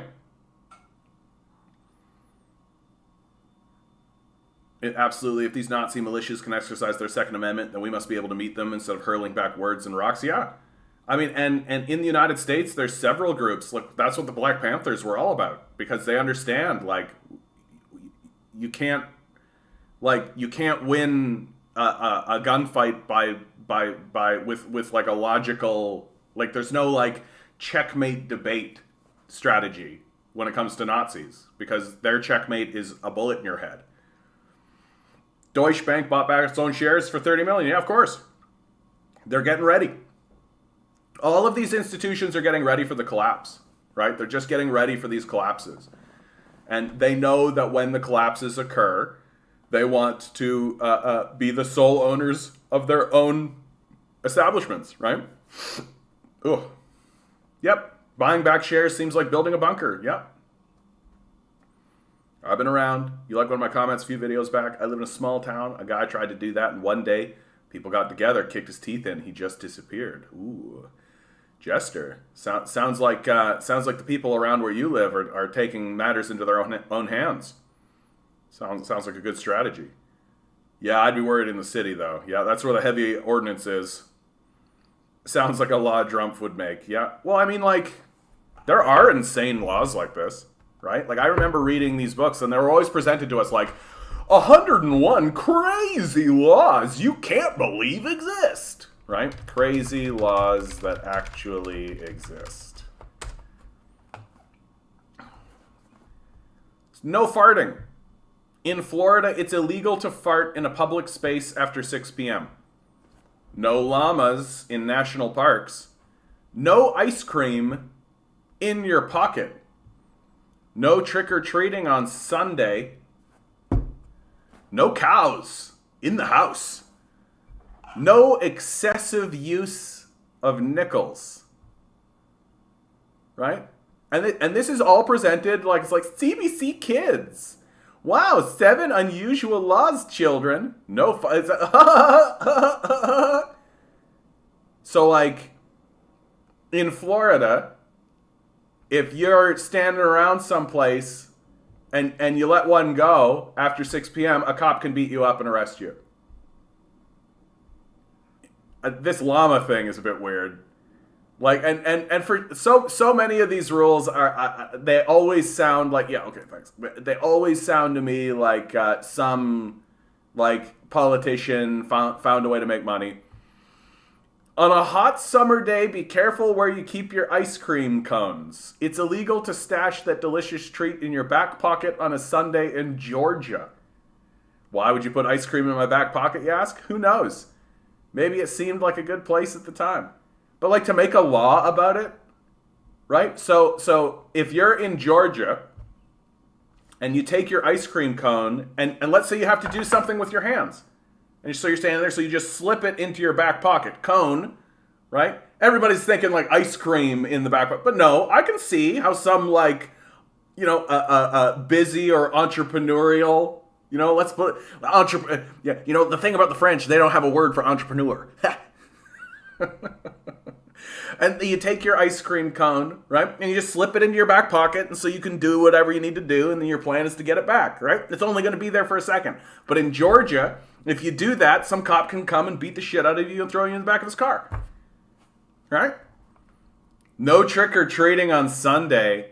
In a small town in Delaware, if Halloween falls on a Sunday, you have to trick-or-treat on October 30th instead. This sounds just like crazy Christian shit. This is just... Halloween is a day of the devil, and Sunday is the day of God himself. And if you dare denigrate the name of Jesus Christ by going out and trick-or-treating on a Sunday, then God will strike down this town and wipe clean all of the sinners. I'm just like, shut the fuck up. Like, that's just some embarrassing, bullshitty... Like you want to talk about authoritarianism? That's fucking authoritarianism, right? Fucking there. Halloween falls on a Sunday, so you gotta trick-or-treat the day earlier. Fuck you. You're telling me your God is so weak and petty that he can't just be like, oh, they want to trick-or-treat on that one particular Sunday because it happens to fall on this other holiday. Okay.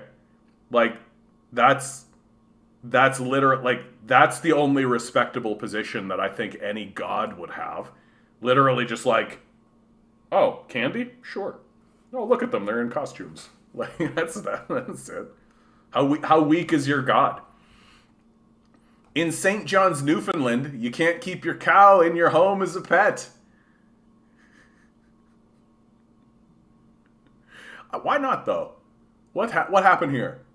What's so wrong with having a cow in your... If you can accommodate, how come you can't have your cow in your house? Huh? What's the story here? It sounds like more Karenism. This one kills me, bud. No excessive use of nickels. What's the line? Did you know there are limits to how many coins you can use to pay for things in Canada? The Currency Act says that nickels aren't legal tender for any purchases over $5. And businesses have the right to not accept your payment. Were you planning on using those 322 nickels in your piggy bank to buy new toys? Just bring them to the bank. I mean, as a retailer, this is my position. Like, the bank's down there, bud. Like, I'm not a bank.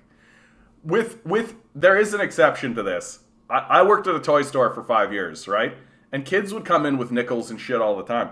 And I don't care how many nickels a 5-year-old is using to pay for something. I'm gonna count those nickels, goddammit. You got a 5-year-old, he's paying for his shit in nickels. He's obviously saved up his nickels so that he can buy this shitty toy that's gonna last for 10 seconds and then break. 5, 10, 15, 20, 25. I'll even do it with the kid. Be like, how much is that? He'll be like, 5. How much is that? 10. Okay, cool. And then he'll count 15, 20, and then we turn it into a whole exercise. It's a beautiful thing, right? I had a kid definitely pay, it was at least $10 in like nickels and dimes, for sure. And it took us like a half hour to go through it. And that was a great day. That was a great day. But I understand. Like if somebody came in and like dumped a bunch of nickels on my counter, I'd be like, This one I actually love. You won't find any billboards on the side of a busy street in Hawaii. That's because they're actually illegal. They do not want you... They do it to make sure you can see the mountains, volcanoes, and beaches everywhere you look. Yeah. Get rid of all this shit. Get rid of billboards and garbage. Like, we don't need to be advertised to everywhere we fucking look. Like, let us see the world that we live in. Like, let's take a look at it. And so that we could be like, oh, this place is actually kind of shitty. We should make it nicer. What's your stance on alpacas, though? Alpacas are great. Llamas and alpacas, let's go. I never met an alpaca. Llamas are mean and pretty big and spit at you, and their spit has cud in some gross gland or something, and they stink. Bumbleguppy. Making it too real. When I think of llamas, I think of the Emperor's New Groove. That's what I think of. I hate when people say ignorance of the law is not an excuse. The U.S. government itself has literally tried and given up multiple times. Hey man, you owe me $40 for walking on your left foot. Yeah. Yeah, like, no, you just pass a billion laws, right? Like, you pass these stupid, pointless laws so that you can beat people up. It's very straightforward. And good for this lady. I'm glad that she got $30,000. Are you kidding me? I hope that she uses that $30,000 to like start a record career, and she makes like F the police and becomes like an international famous star, saying constantly defund the police, and this whole thing needs to go. I hope that's what happens. It's not what's gonna happen. She's gonna like buy a beach house somewhere, and we'll never hear from her again.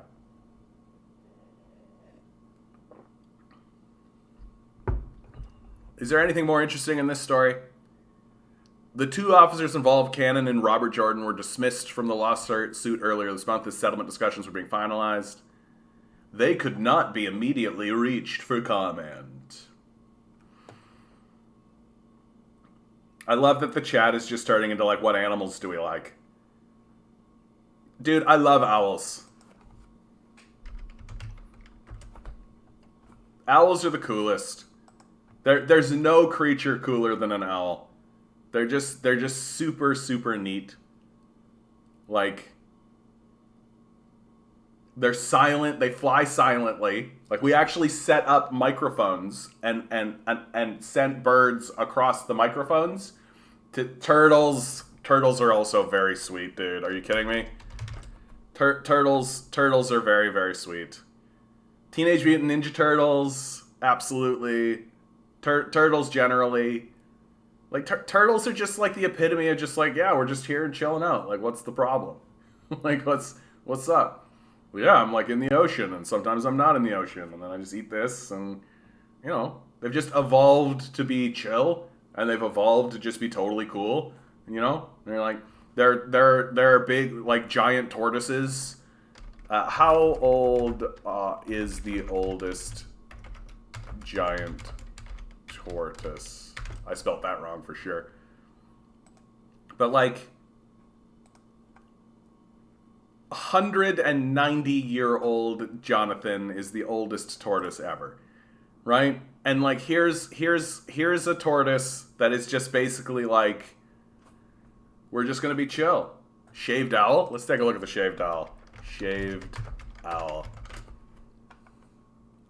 Dude, what? This is what I'm talking about, right? Like, you don't think that they look this way underneath it all. You know? This is a really cool and creepy looking dude. And this is kind of what I'm talking about. Like, when it comes to like, we have these like dinosaur bones, right? Like, we've got dinosaur bones and shit.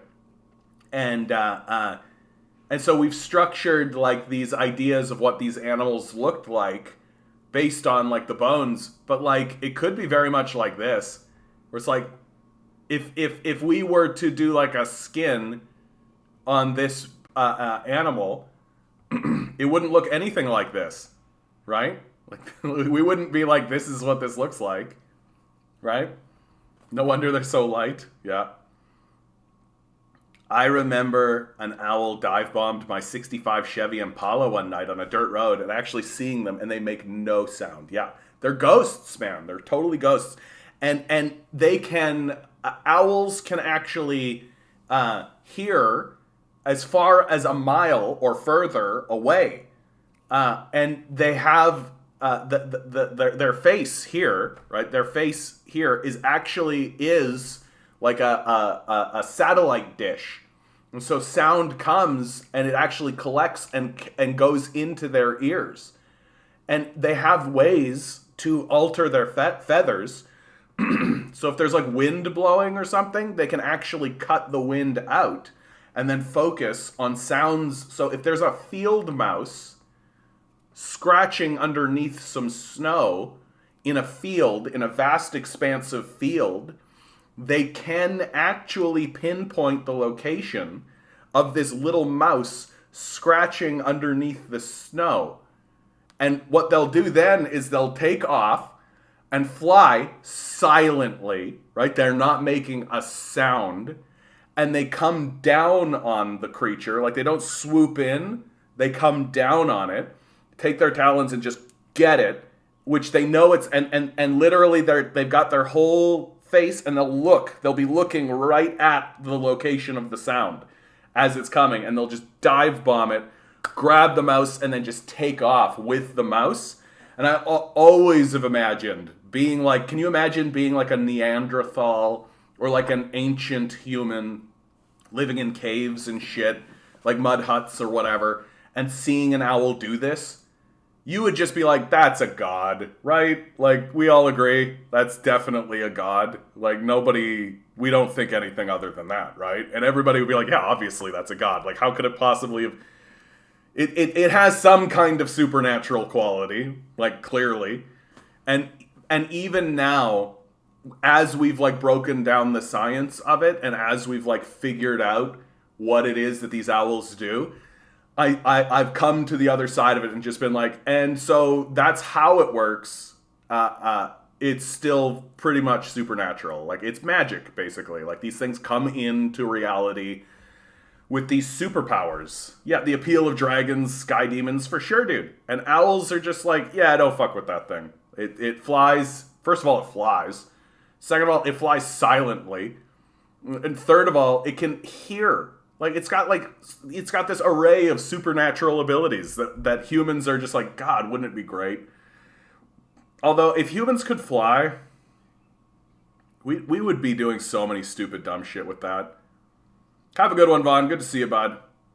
T-Rex had feathers. Yes, exactly. That's exactly right. That the new paleontology that's starting to come out about things like T-Rex and dinosaurs generally is that they had feathers.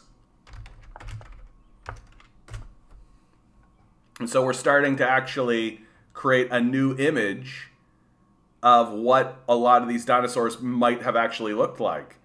And of course, they're working really hard to try to maintain sort of the old way that these critters looked, right? So there's like going to be this period of time where there's like a merger of the two.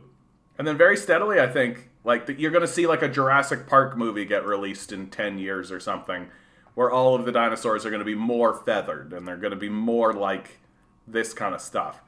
And of course there are skeletal, like, if like beaver, I spelt that wrong oh no I didn't, skeleton. Like, if you looked at the skeleton of a beaver, right? This is something I definitely think about. Like, this is a beaver skeleton.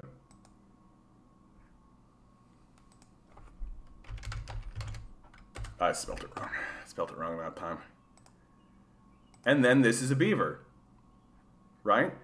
Like, would you create this from this? Right? Would you create this from this? Earlier renditions of the T-Rex in the 1800s had their tails hanging down on the ground like Barney. I love you, you love me, we're a happy family. I don't have too many strong animal preferences or dislikes. I think they're all neat. That's great, Methane. That's great. Like, all animals, they are neat, you know? Like, they're great in their own, they're all in their own ways. I just wish that we would, like, I wish that we would acknowledge that we are their equals. that these animals are actually our peers, you know? And I wish we would start viewing ourselves like, sometimes I look at animals in the way that they live in the world, and I think to myself, that's pretty all right. Beavers are a great case in point. Like, I've been out. I would do like week-long canoe trips throughout some of the Canadian lakes. You come across like a beaver dam or something like this, or you see a beaver and he's literally just chilling in the water, just kind of like chilling in the water, being a beaver, and you're just like, that's pretty all right, man. Like, these beavers seem to have things figured out. And then, of course, some like loudmouth conservative type will be like, yeah, but they don't live very long, you know. And I'm like, it sounds like a plus to me, honestly. Like, you're like I don't know why humans think that because we live long that means that we're doing well. Like, yeah, humans, we live 100 years so that we can blow everything up. Yep, that's great to be a human. Gives us a lot of extra time to grind away in this system of death that destroys us. So looking forward to that. Meanwhile, the like, what's the worst thing that a beaver needs to worry about? Right? Like, some predator coming and eating him. Okay, like, something's got to get you. Might as well be that. But, like, gotta get this fucking tree down. Let's go. Right? I think that's a big thing that I have really come to learn about myself, which is that, like, everybody acts as though, like, oh, a deer got picked off by a cougar or something, or oh, it'd be terrible to be an animal living in the, because some predator will come and get you, and I've like started to realize, like, yeah, but you get that, like, there isn't an exit strategy for you, right? Like, you get that the universe is designed this way, that, like, if you don't like the word design, but you get that it's structured this way, right? Like, you get that there's no exit strategy. Like, something gets you. You go out somehow. This is why, like, when COVID happened, right? Like, there's a huge amount of response from COVID and all of this. I've had a lot of conversations with my own family and of course, like, especially rural type people, just people of the land.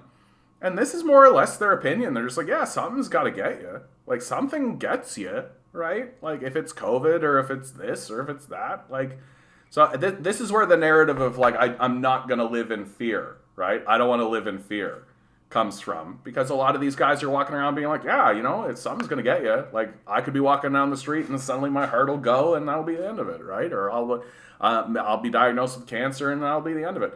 I remember when my grandma, she was like 98, right? And they wouldn't let her eat grapes. And their stated reason was she could choke on them, right? And then we would be held liable. And then she had to, like, sign a document to say that if she choked on a grape that the family couldn't sue or anything like this. And I remember the whole time she was saying over and over again, like, what do they think I'm here for? Like, what do they think I'm here to do exactly? Like, she was very, very full-minded. Like, she really understood. Like, in my experience in funeral services, I definitely encountered people who, like, thought that they were not dying, who, like, didn't think that death was around the corner, that they had this sense of denial or immortality or something, right? They didn't really get what was going to happen in a kind of a serious way, or at least they didn't want to articulate it intellectually and honestly, you know. Maybe they understood in their heart or in their gut, but they didn't really, it hadn't really made it here. And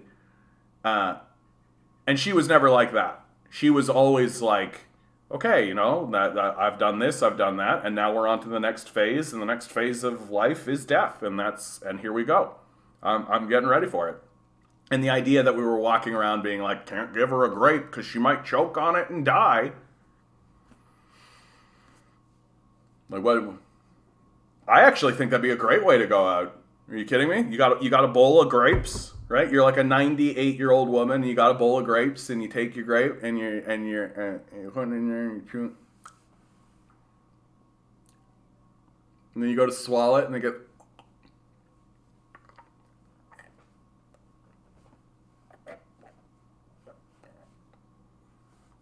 Completely fine. Completely fine.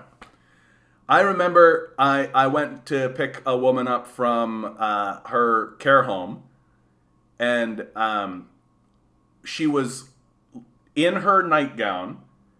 She had obviously gotten ready for bed, and she was lying beside her bed.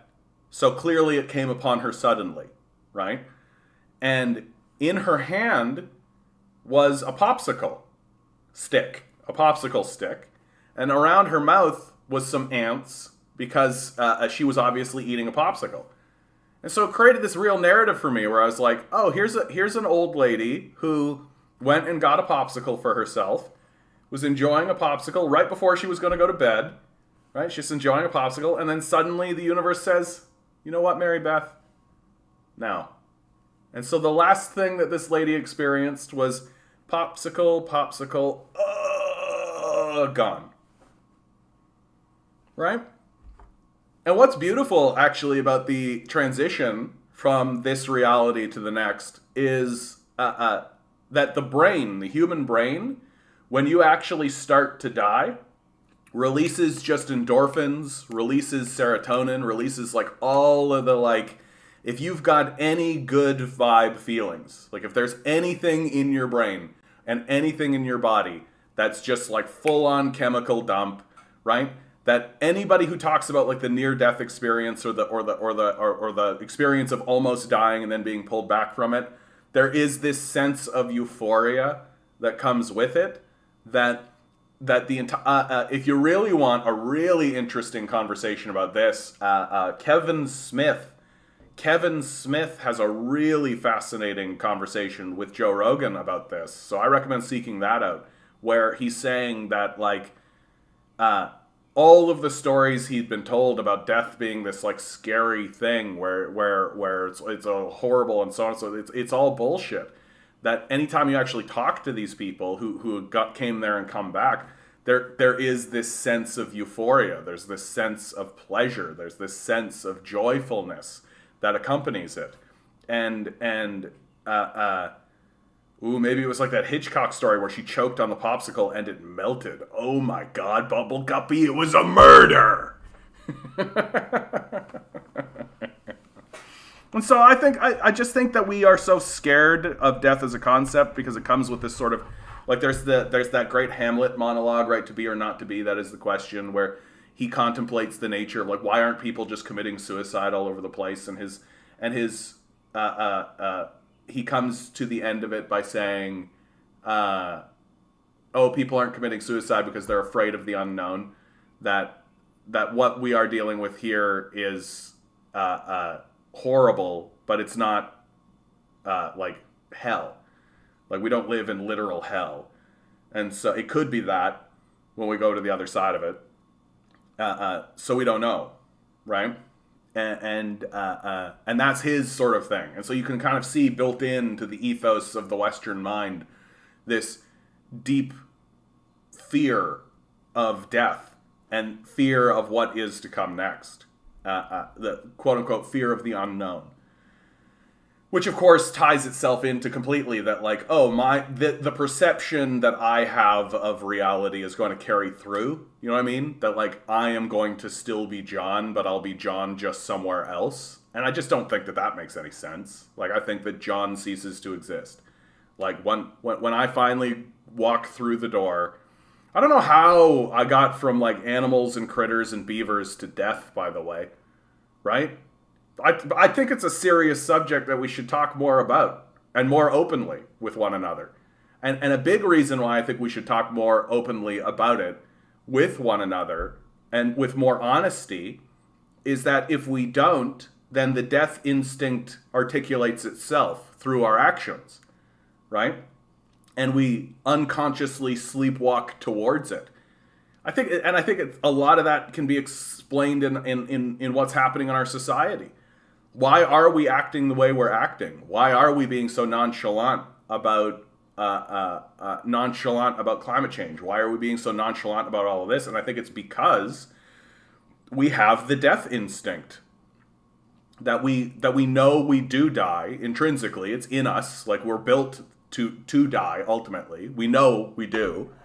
at least structurally inside of us, right?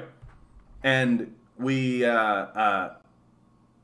but I think if we don't actually genuinely have conversations about what it is, like what is it to die, and what is it that we expect to leave in this world, and like if we don't have those conversations openly, then the death instinct will just articulate itself.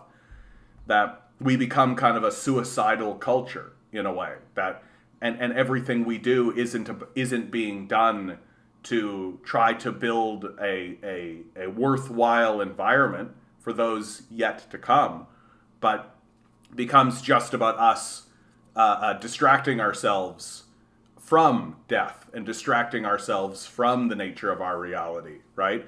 That we're more than willing to burn this place to the ground if it means that we can, I don't know, like do drugs and jerk off a bunch, right? Like that's really kind of the state of things. And and so I really do think at the heart of all of it is this concept of death. They don't call capitalism a death cult for nothing. That's right, baby. That's right. You got it. Yeah, and death is just the transition from one form of energy to another. Yeah.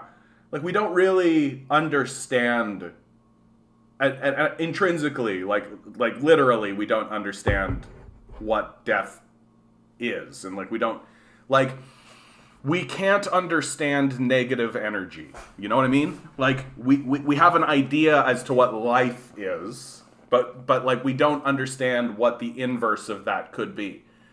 And that's like literally true. Like, and we never can.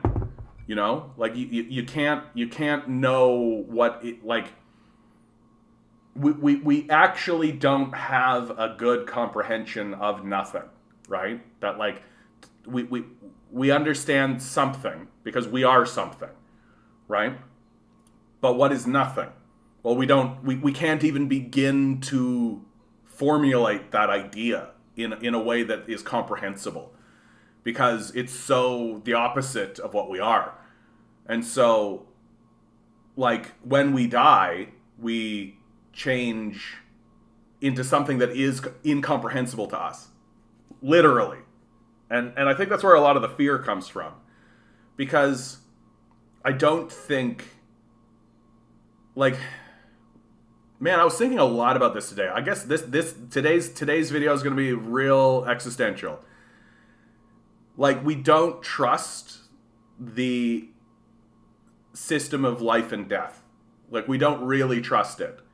And you can see that as it's articulated by humanity generally, that we sort of expect things to be terrible. We sort of expect to experience some kind of torment or some kind of torture. That we don't actually think that the system is attempting to create anything really beneficial, or even cares really about us in any kind of significant way. And I kind of look at that a little bit like the system is a singularity, right? Like it's one thing.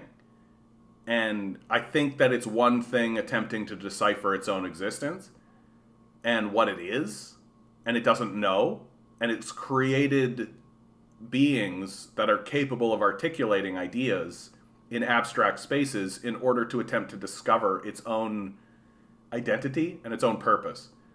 And instead of focusing any energy on that concept or idea, that we are, if to put it in theological terms, we are the voice of God, right? That we have been created in order to articulate these abstract thoughts to one another in an effort to try to discover or understand something about each other. Instead of focusing on that, we focus on the mundane. We focus on the mundane aspects of our existence, right? Where can I find food? Where can I find shelter? My own identity in terms of race and sex matters more than my understanding and identity as a divine being that exists in the universe, right? And that we supplant our quantum selves, or our divine selves, if you like, with the aspect that we are. And it means that the whole conversation is surface level and illusionary mainly. That we're not actually asking the questions about like, hey, like there's a whole other group of people who are going to come into this place. Like, shouldn't it be nice? Right? And like that to me is the most astounding part about what we are as a people. That like we aren't actually even talking about or contemplating any longer about what this place is going to look like for the next batch of people. Like we don't care, like, at all. And it's just like, it's kind of astounding because like, what do you think this is? Like, what do you think this is? Like, we are obviously like temporal quantum refugees. Like, nobody asked to be here. Nobody understands why we're here. Nobody understands the nature of the place that we're in the first place. So it's all just completely, it's just a complete crapshoot from the start. It's just, you wash up on the shores of planet Earth, right? You're in universe A43892B/4, right? Like you're just here. And instead of us looking at one another being like, oh, we just like are here and we're randomly generated into a system that seems to have a random capacity, right? And we're here temporally. Like we're not here forever, right? And in fact, the amount of time that we are here is quite fleeting and very short. And so the only thing that makes any sense to me is that we make a place that's nice. That's all. And we just make a place that's nice with no equivocation about it, right? Everybody has food and shelter. Everybody has the base necessities of their existence. Everybody has everything they could possibly need or want at their fingertips. And there's no sense of like, well, you got to earn it. What are you even fucking talking about? Like, that's what's so embarrassing about the libertarian conservative position, is that they are literally saying the universe and the forces of the divine and quantum energy and God have randomly generated you and us, but if you want the place to be stable, you have to prove to me that you're worth it. So it's an elevation of themselves above even the force of creation, which can only be like completely narcissistic. Like it's complete narcissism to say we're not going to pay homage or honor to the quantum forces that created us. No, fuck you. We got ours. Now you need to prove to us that you're worth feeding and sheltering. Like, it's just this, like, overt, like, Nazi fascism on the face of it, where, like, and the more I think about it, the more I just go, like, goddamn, like, this place could be really nice.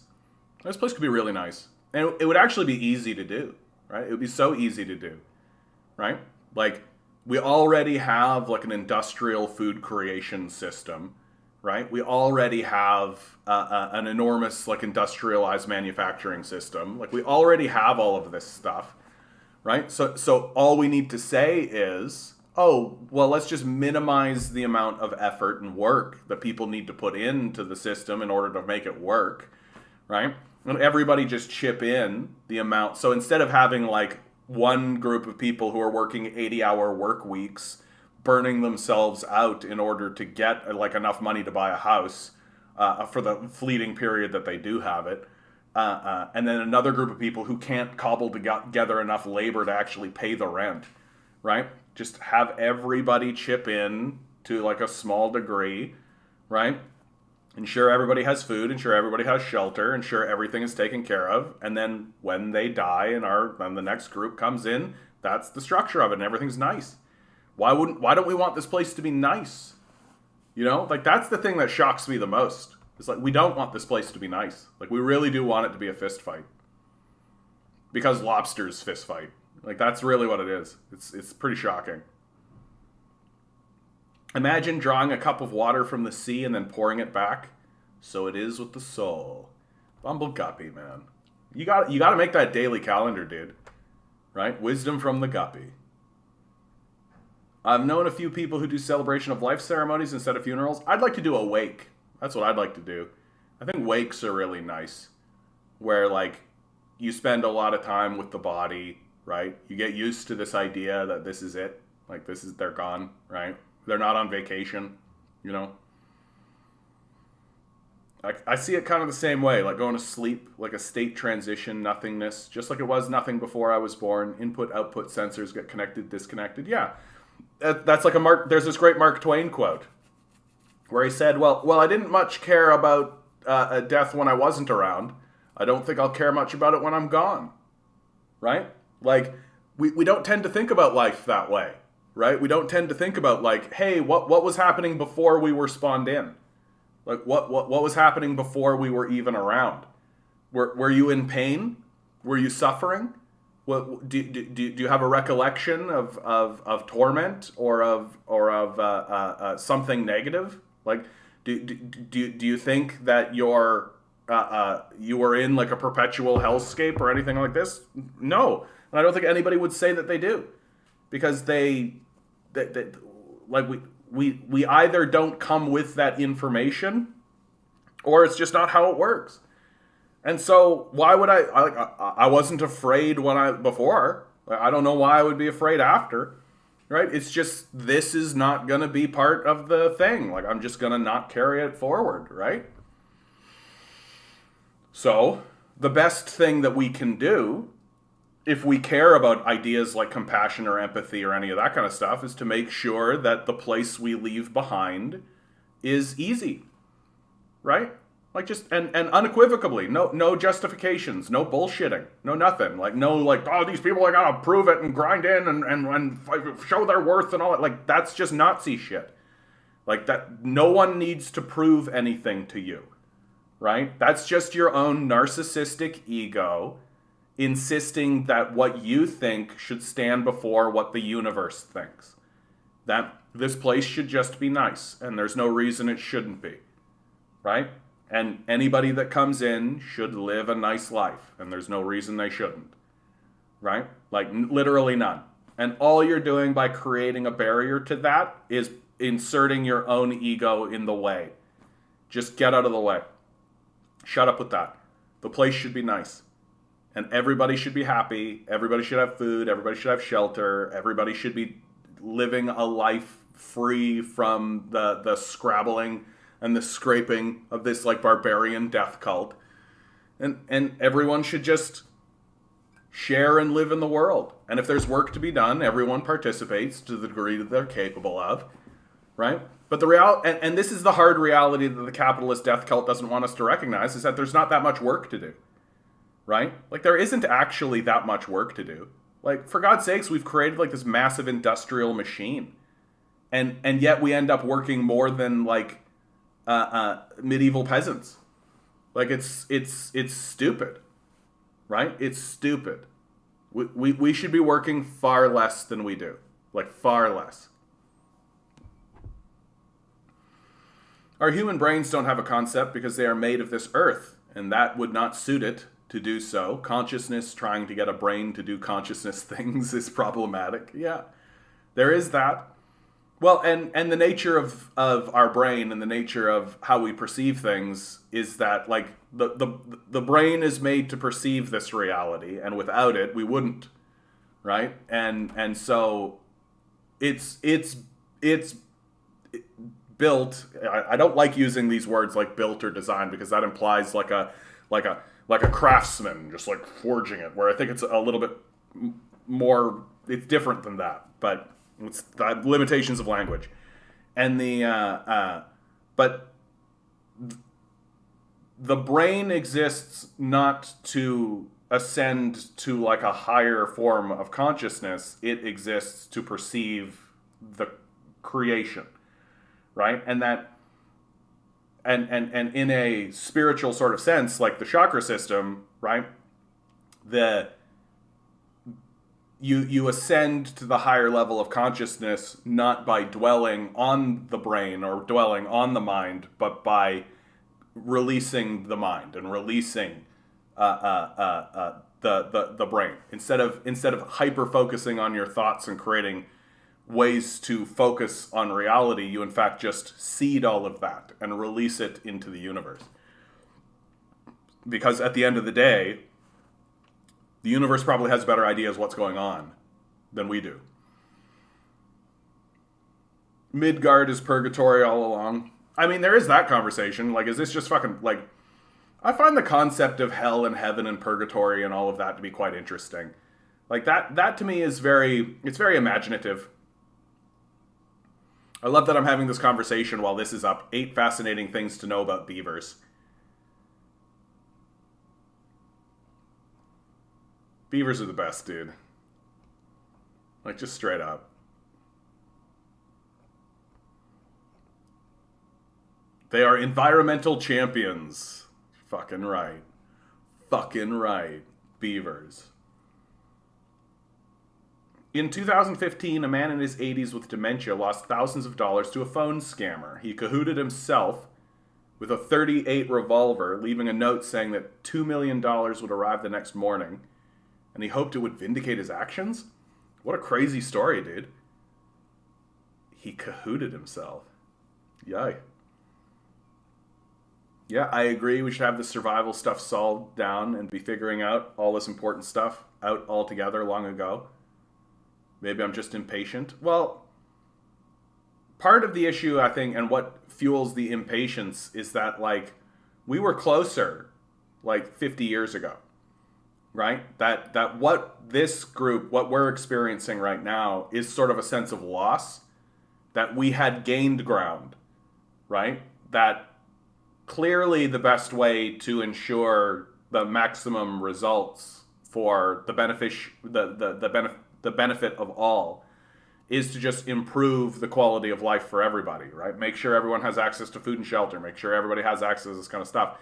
And the way that we had decided to do that was to ensure that employment paid high enough wages to be able to afford shelter and all that kind of stuff. And also creating like a maximum amount that a person could have access to, right? That this concept of egalitarianism has been lost in our society. And I think that's what we are really sad about. What we're really, like, we were closer. We were closer to it than this.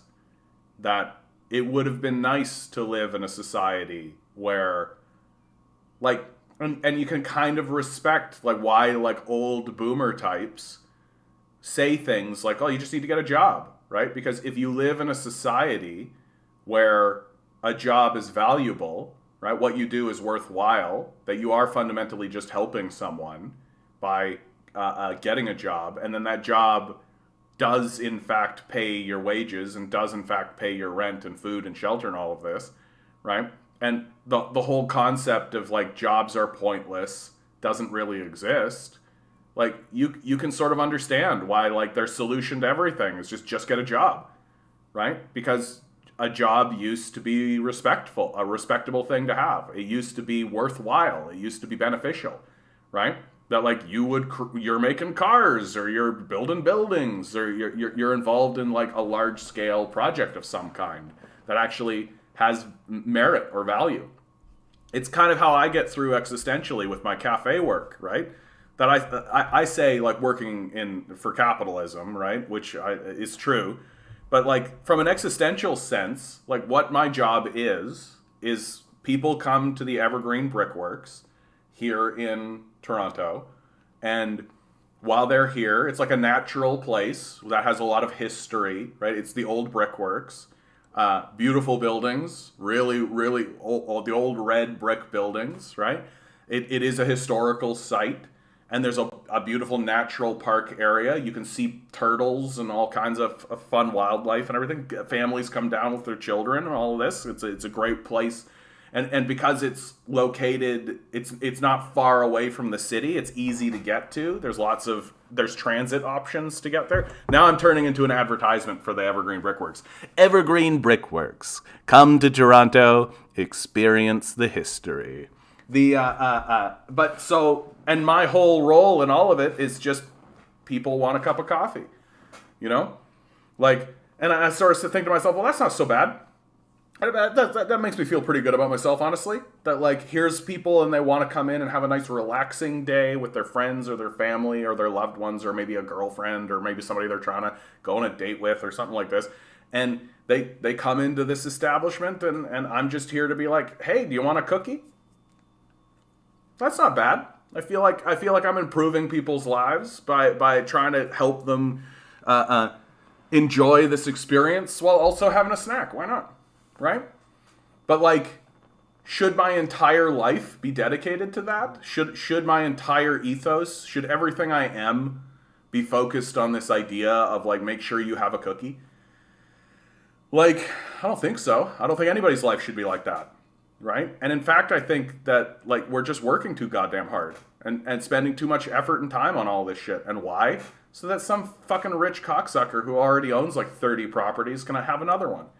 Like, get completely bent with all of this. Like, it's so fucking stupid. That from an existential standpoint, like, no one person should have, like, as much power as, like where's the line? Like, when do we say you've had enough? Like, you're good, right? I think that if you have as much wealth as 10 people, average people, so you take the average of your society and what's the mean, and if you've got as much power as 10 people, you're good.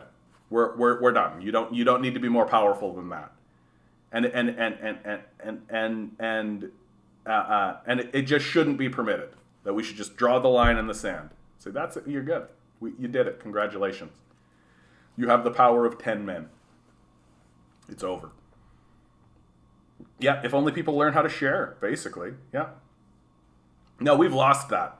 Like, we're literally at, like we're in Sesame Street mode here.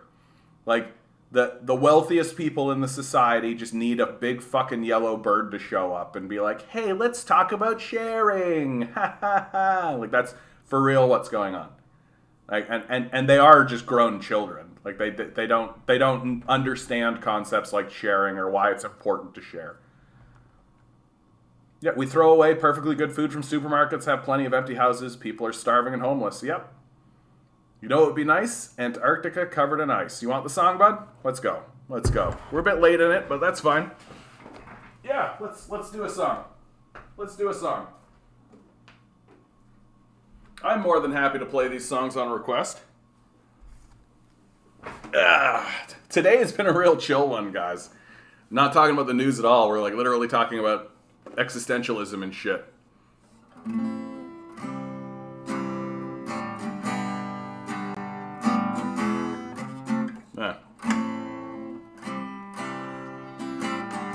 Is that right? I'm asked a question. I think I want to put it up here. Man, I forget where I'm supposed to put the capo. I'm a professional.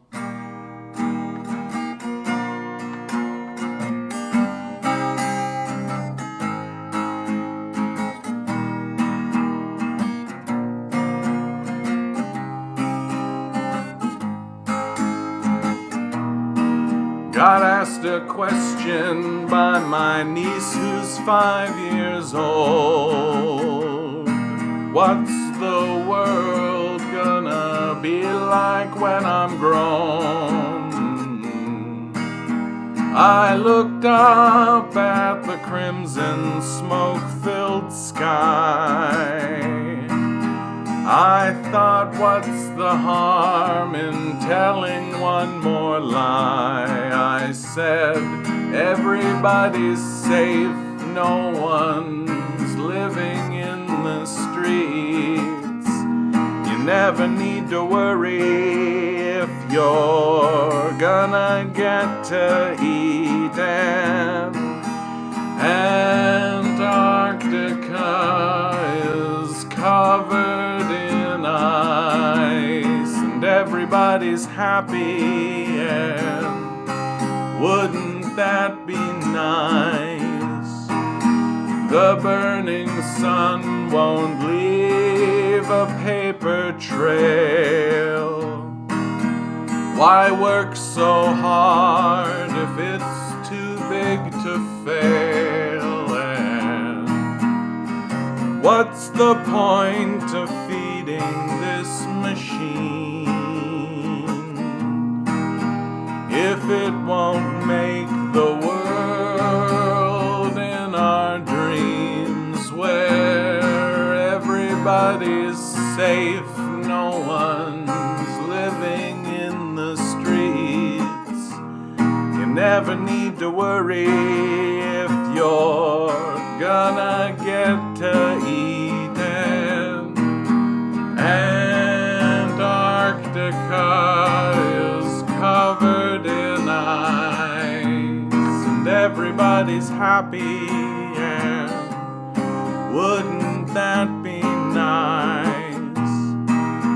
And I know one day my maker I will meet, when death's sweet kiss comes to sweep me off my feet.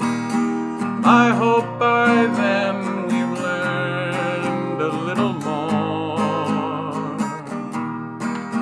I'd like this place to be better than before, so everybody's safe, no one's living in the streets. You never need to worry if you're gonna get to Eden. Antarctica is covered in ice, and everybody's happy, and wouldn't that be nice? When everybody's safe, no one's living in the streets. You never need to worry if you're gonna get to Eden. Antarctica is covered in ice.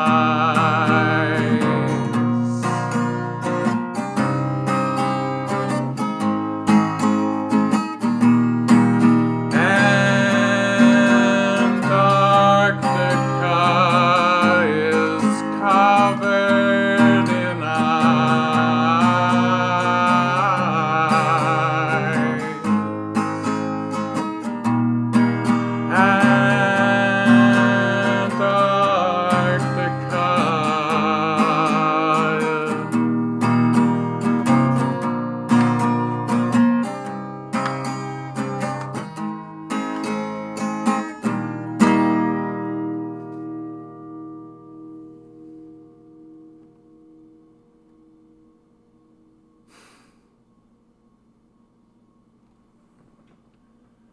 And even now, I believe that we can do it. I'll never stop believing. Because we are of the earth, that the earth created us. And before it created us, it created a garden, a beautiful garden, for us to live in, to live with, that sustained us, that gave us everything we need and everything we've ever needed in order to build a beautiful, calm, loving relationship with the force of nature that created us in the first place. And it's given us almost no rules whatsoever. That we are free to live on this earth as long as we pick up after ourselves.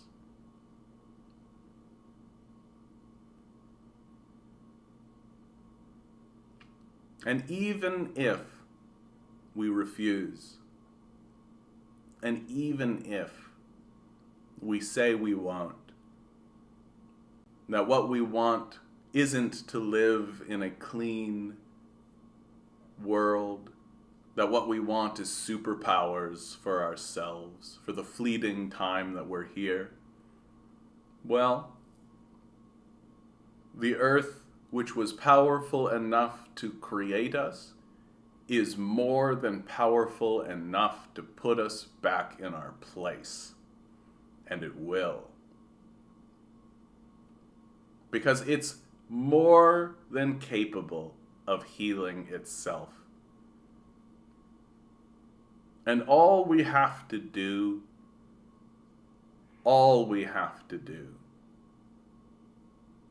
is stop this pollution, is to simply stop participating in it. We don't need to create a technology. We don't need to create a new way. We don't need to make carbon capture technology. We don't need to gamble or risk anything. That truly, if we want to witness, and if we want to be here to witness, the astounding miracle of the earth healing itself, then all we have to do is stop.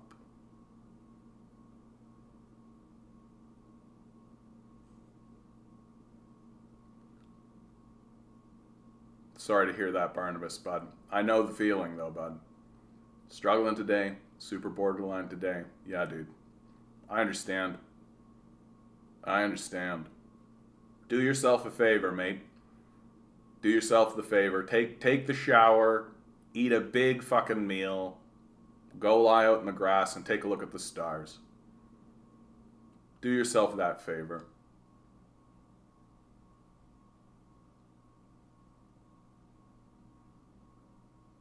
Because chaos is the name of the game. Chaos is the name of the game. That life itself is actually quite simple and straightforward. That capital is making things complex and chaotic on purpose. Because if things are complex and chaotic, then they can sell you a product. But if things are peaceful, and if you live in contentment, then they can't. The absolute worst thing for the capitalists would be peace. That would be the absolute worst thing for them. Because if people are living in peace and are, if they are content, and if they're happy, right? You can't sell them anything. It's not worth a damn. There was a comedian, actually, I forget his name, I think it's like Don Chen or something like this, an Asian American comedian that's come up all of a sudden, and he hit on this idea and he keeps hitting on this idea that,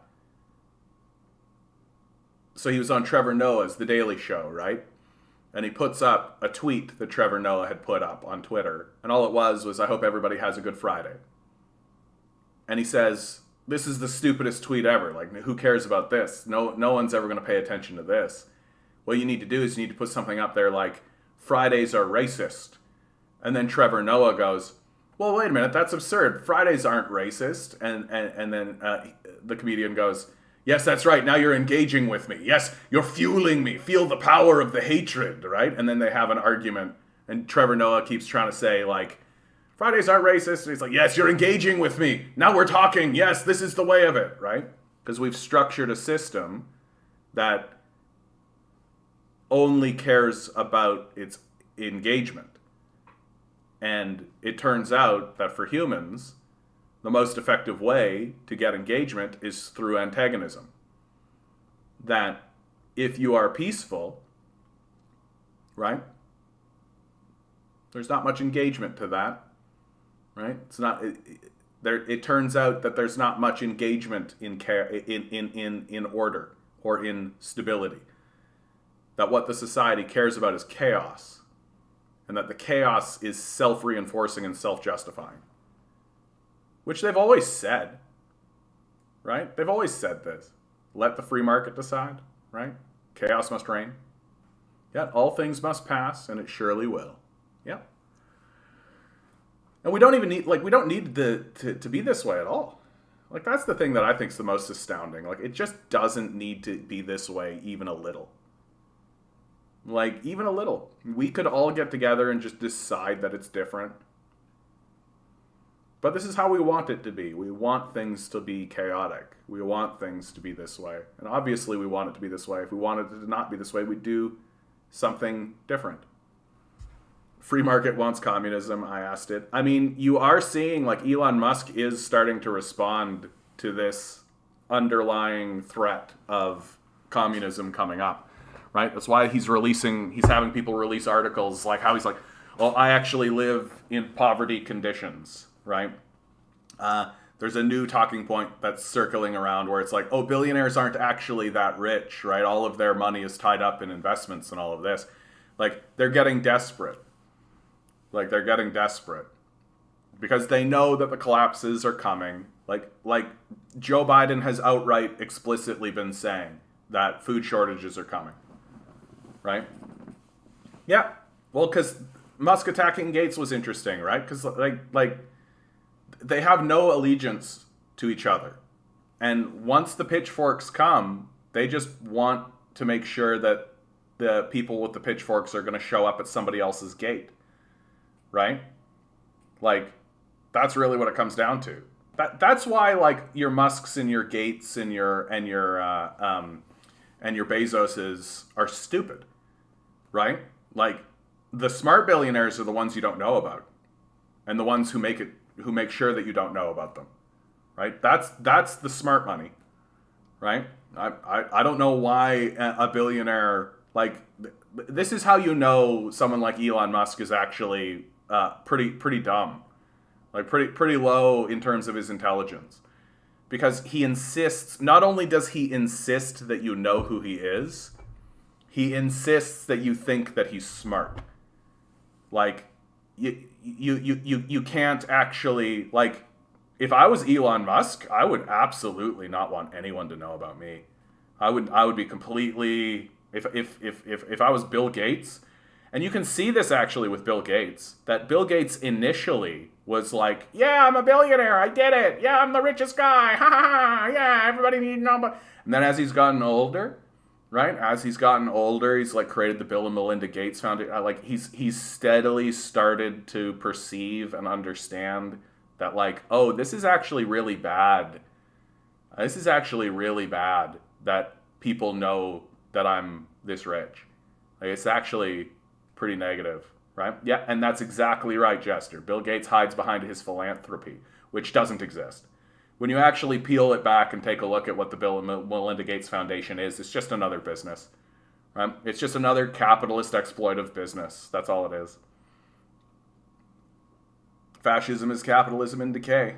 Yeah, we're almost there. Well, I have a different perspective of that, actually, because I don't really, like, the kids that are getting murdered in Afghanistan and the famine that they're experiencing, I don't think they perceive much of a difference between fascism and capitalism, right? Like, fascism is when capitalism happens to us. That's all, right? When the victims of capitalism are us instead of brown people overseas, then it's fascism, right? Like, and we've created like, this is what I'm saying. Like, we've made things more complex than they actually are. And we've made them more complex on purpose. Like, in my view, the fascism-capitalism divide, which comes out of World War II, exists explicitly so that the capitalists can point to other capitalists and say they're bad fascists, right? And they're not capitalists. They're fascists. They're not the same as we are in every single way. They're fascists, and that's the whole point.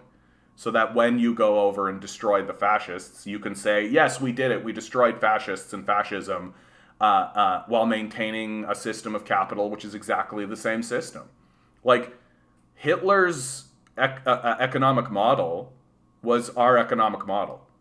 Like there's a book and a story about how Hitler comes back. Like it's like Hitler in the 20th century or something like that. I don't remember the exact title of it. And the whole point of the thing is that Hitler's walking around in today's modern society, and he's just like, oh, these are all my policies. This is everything that I thought we should be doing in our economy. Look, right? This is what I thought. This is private business models, like all this shit, right? Like Hitler was all about that, right? And like, so to me, the whole fascism capitalism divide exists as a function of the capitalist system to defend itself, right? That's not capitalism, that's fascism, when it's the same. I don't really see the difference between fascism and capitalism ultimately. And the only definition I've been able to come up with that makes any kind of sense to me is if the victims are them and the beneficiaries are us, it's capitalism. But if the victims are us and the beneficiaries are them, then it's fascism. That seems to be the only thing that distinguishes the two. Isn't the dividing point is that it's necessary for fascists to have national pride? I mean, you don't think that capitalists, you don't think that like post 9/11 there was a lot of national pride? Like you don't think like that national, like you don't think we're all standing up and singing the national anthem before every sporting event? We're all doing the Pledge of Allegiance. We're all like the national pride is there. Like we have venerated the founding fathers. They're not like genocidal slavers. Like they're gods, right? They're god kings, right? The founding fathers are unimpeachable, right? You can't even critique them in American society, really. Like, we've got lots of national pride. Like, for God's sakes, like people walking around knocking over statues of John A. MacDonald, and then huge segments of the society, you're destroying our history.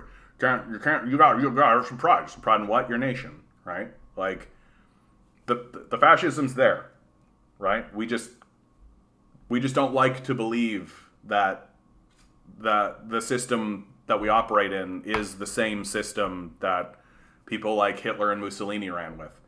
Even though we maintain a genocide in Yemen, we maintain a genocide in Israel, like we maintain the Palestinian people, like we're literally like funneling arms and training into neo-Nazi organizations in Ukraine, right? Like,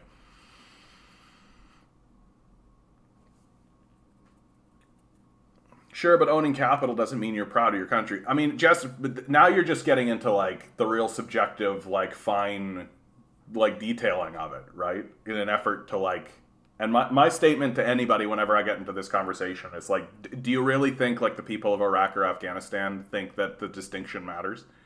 Like, do you really think they're over there being like, boy howdy, I'm so glad that we're being bombed and CIA death squads are coming through killing our children, but they're capitalists and not fascists?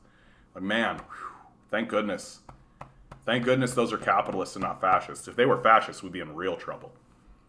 Like, I just don't like you want to create like this really fine distinction that exists in an exclusively academic sense, and I just am not really that interested. Like, I don't really see a difference in a serious way.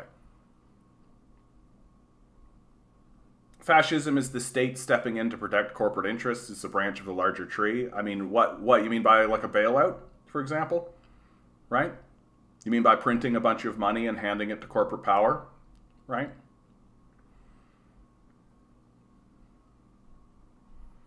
Yeah, they've just gotten better at disguising, hiding, complicating, evolving progression of the game. Yeah, that and chaos and confusion and complication is on purpose.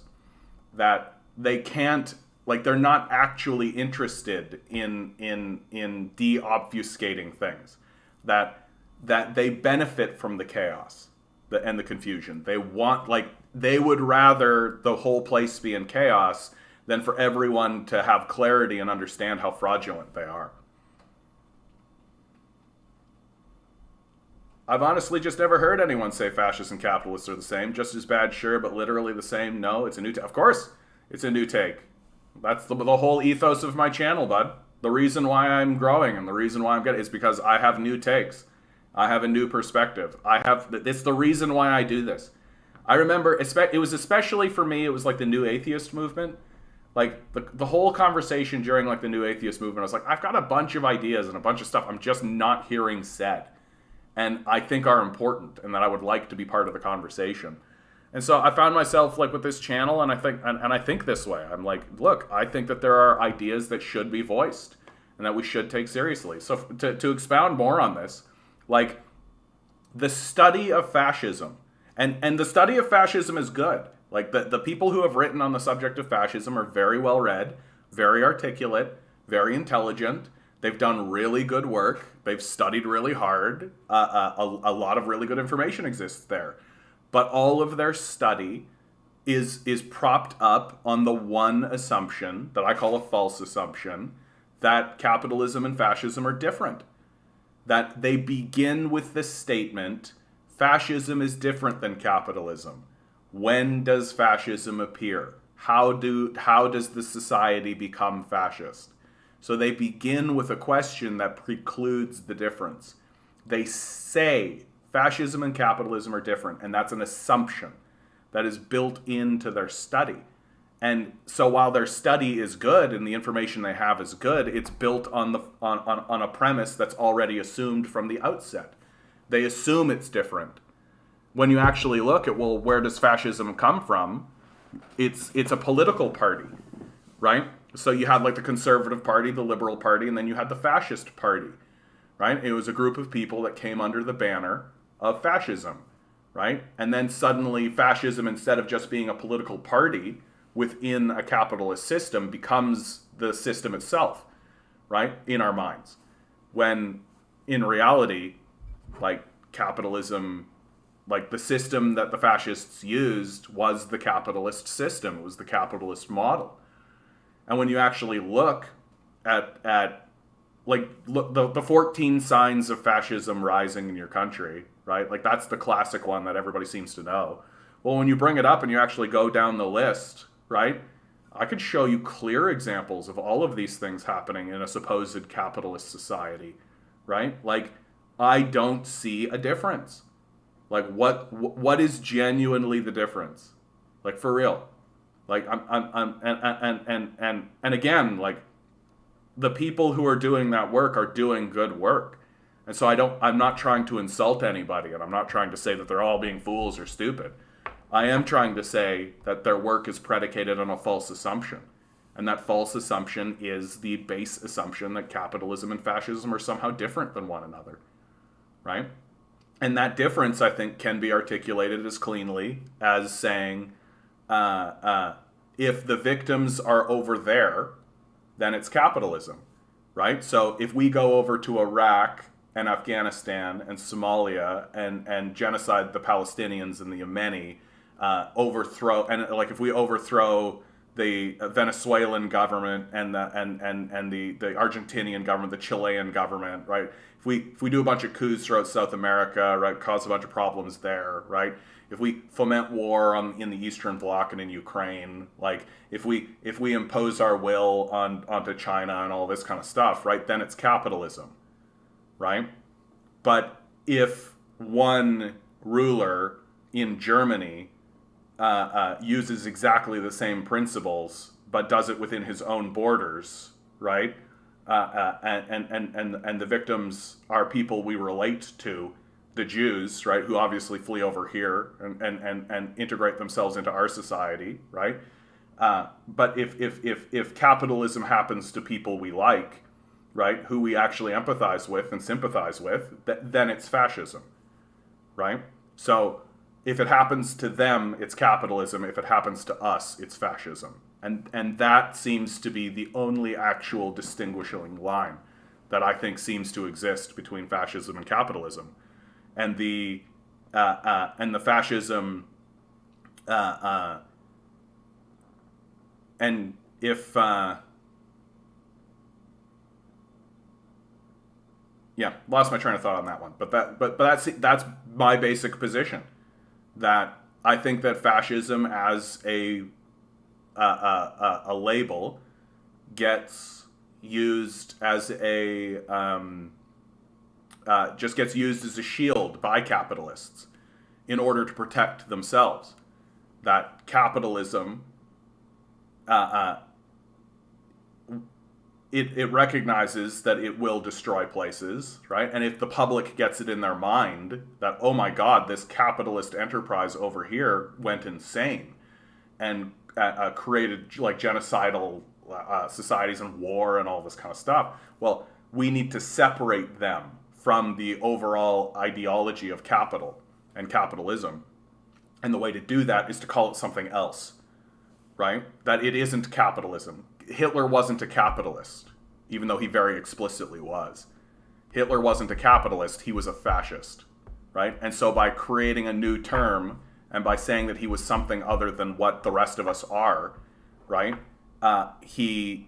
You're able to extract and expunge him and the Nazis without doing a wider exploration and a wider contemplation or understanding about fascism itself, about capitalism itself, because those are fascists, they're not capitalists. So you can ignore capitalism while hyper-focusing on fascism. And Barnabas is doing us the favor here, right? Flags are everywhere. Like, number one, powerful and contributing nationalism. Right? Fascist regimes tend to take constant use of patriotic mottos, God bless America, slogans, symbolism, songs, right? The national anthem is played at every sporting event. The Pledge of Allegiance is said every single day in schools. I pledge allegiance to the flag. And just because it's become banal doesn't mean it's not effective, right? Like that's something that I think people disconnect and why they find what I say to be not accurate, because they think that fascists are standing there being like, I pledge allegiance to the flag, when really most fascists would be like, I pledge allegiance to the flag of the United States of America, right? Like the banality is part of it, right? And just because it's banal doesn't mean it's not accurate.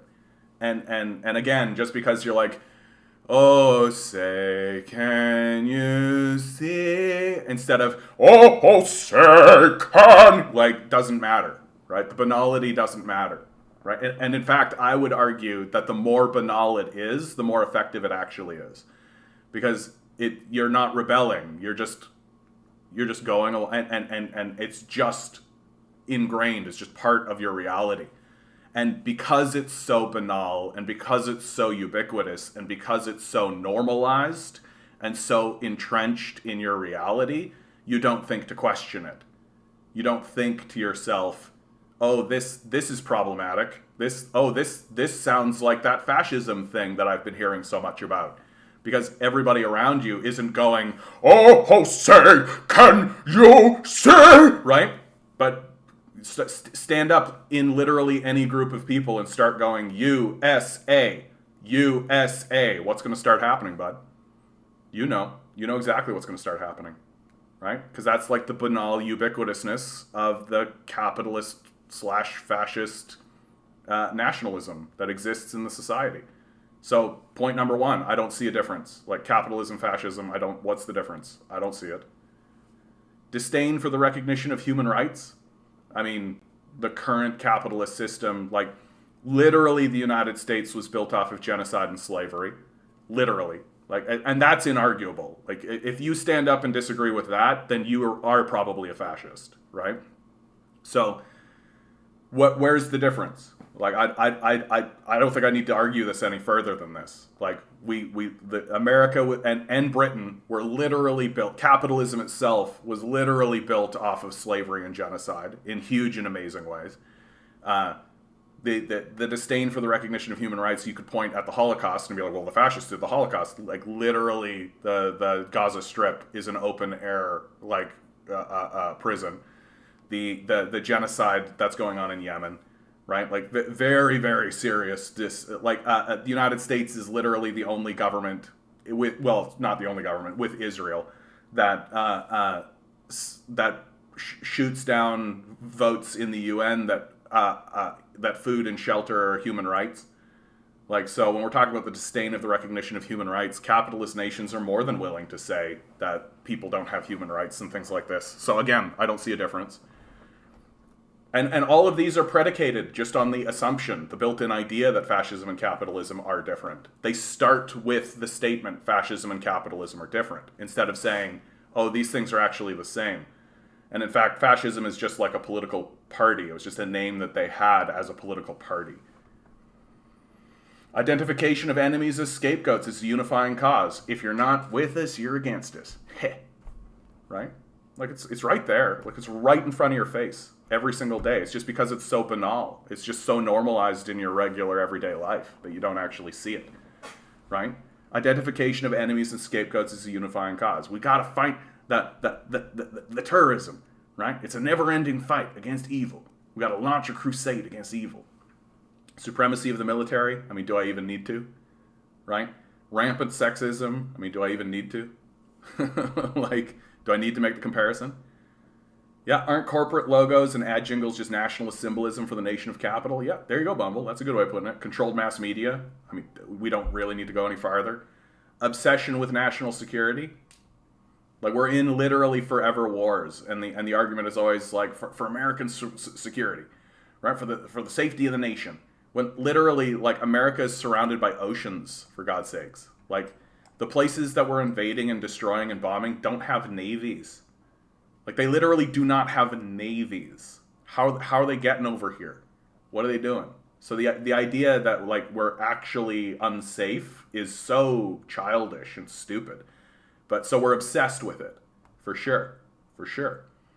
Number 9, corporate power is protected. Do we need to actually have the conversation? What do we got? Labor power is suppressed. Yeah, the McCarthy period, without a doubt. Because organizing power of labor is the only real threat to a fascist government. Labor unions are either eliminated entirely or severely suppressed. Yeah. Disdain for intellectuals in the arts. Fascist nations tend to promote and tolerate open hostility to higher education and academia. Yeah. Like, the arts have been destroyed throughout North America in huge ways. Huge ways. Again, just because it's been done banally, just because it's been done and nobody's put up a fuss about it, doesn't mean it hasn't happened. Obsession with crime and punishment. Under fascist regime, the police are almost given limitless power to enforce laws. The largest prison population, 20% of the world's prison population, is in the United States. Like, rampant cronyism and corruption. Yeah.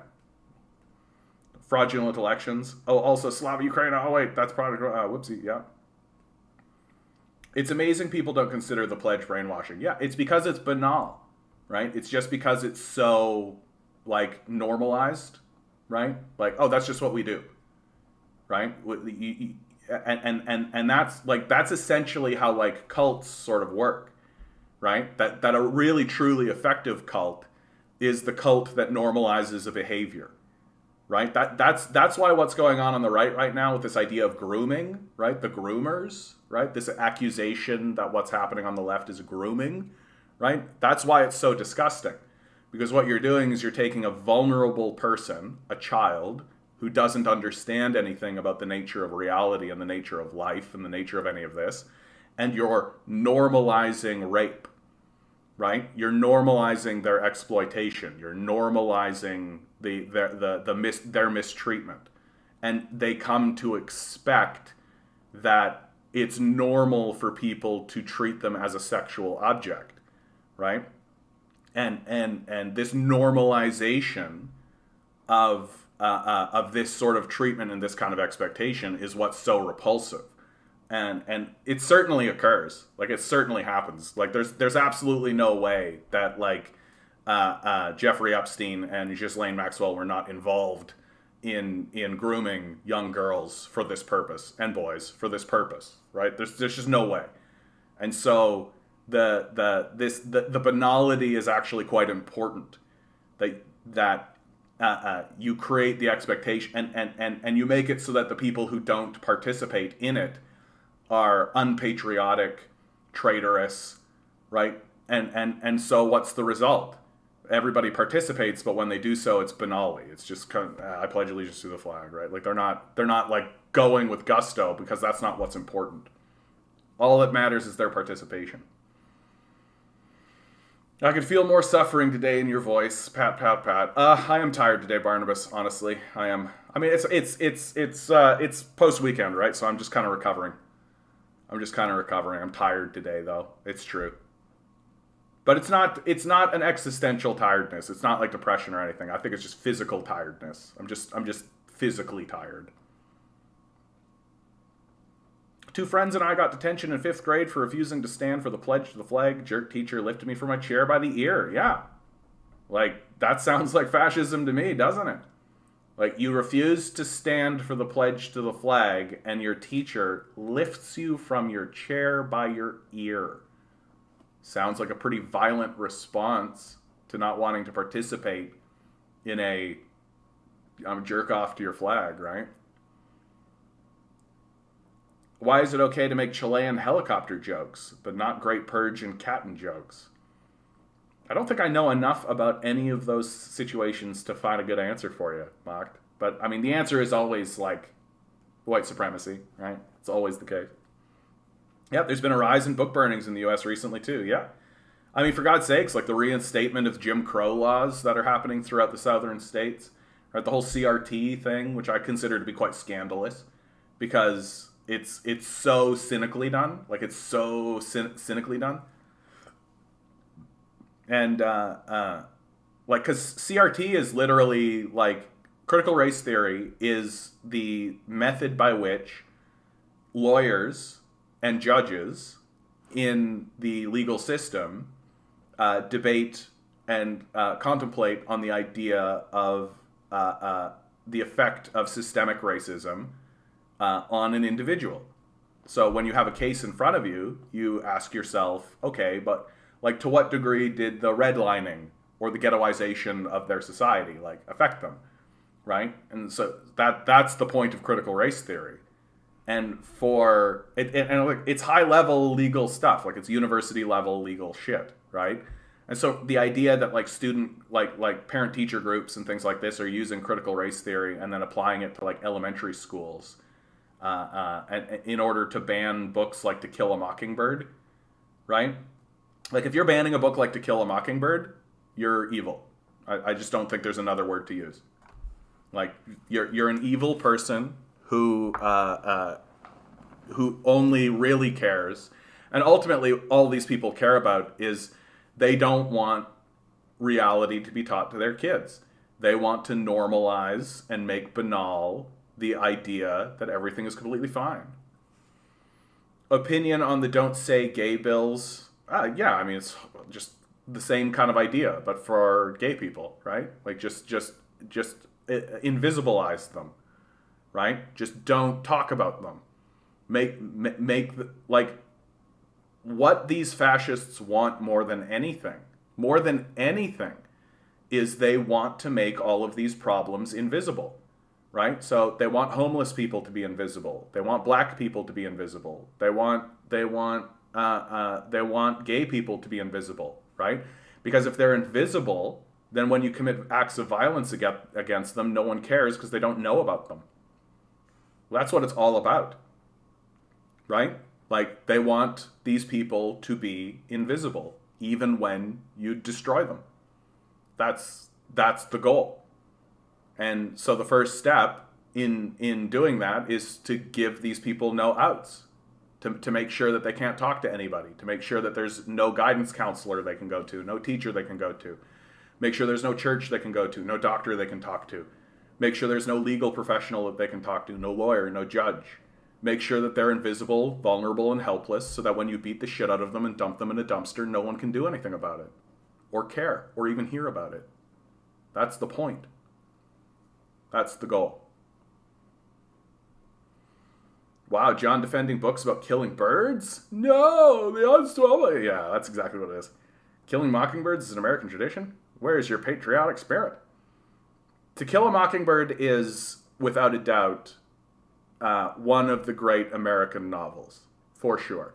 Like when I think about literature that I read throughout my school experience, and literature that persists, To Kill a Mockingbird, without a doubt, is and what's really beautiful about To Kill a Mockingbird is that the woman that wrote it, that was really all she wrote, right? Like it really is like this beautiful story told that captures racism, not judging books by their cover, um, um, the and because it's all told from the perspective of Scout, who's a little girl, right? There comes with it this kind of innocence as well as a coming of age and coming to terms. I really recommend Methane, like the black and white movie. The black and white movie of it is very good. It's very, very good. Like, it's very rare that I would say that a movie actually captures the spirit of the book, but that movie does. You can really tell that they knew that they were dealing with something powerful and something magnificent. They really did, and they really gave Atticus Finch, and they give everybody room to breathe. Right? They give all of the actors and all of the and they give the subject a lot of room to breathe, which I think really we don't do that anymore. Like our media is very smothering, right? Like we don't tolerate silences in our media. We don't tolerate the kind of space, and when they do happen, we're all like floored by it, right? Like whenever anybody does anything different or unique or interesting in the silence space, it's very like, we're like, whoa about it, and it's very rare though to see that kind of stuff. And To Kill a Mockingbird also has like what I consider to be one of the great powerful analogies for how I view fascists. Right? That there's a scene in it where Atticus Finch has been chosen because he's the best shot in the town. Everybody knows it. And he's been chosen to shoot a rabid dog. But there's a rabid dog in the town, and they know it needs to be shot, and so Atticus is the guy they picked for it. And he does. And nobody looks at him with disrespect or says that he shouldn't have done it, or that he shouldn't that it shouldn't have been done. In fact, they understood it should have been done, and they respect him for doing it, even though they understand that the work was grisly, right? And that's more or less what I view of how I view fascism and fascists in the society. That no one wants to do it, but it's grisly work that must be done.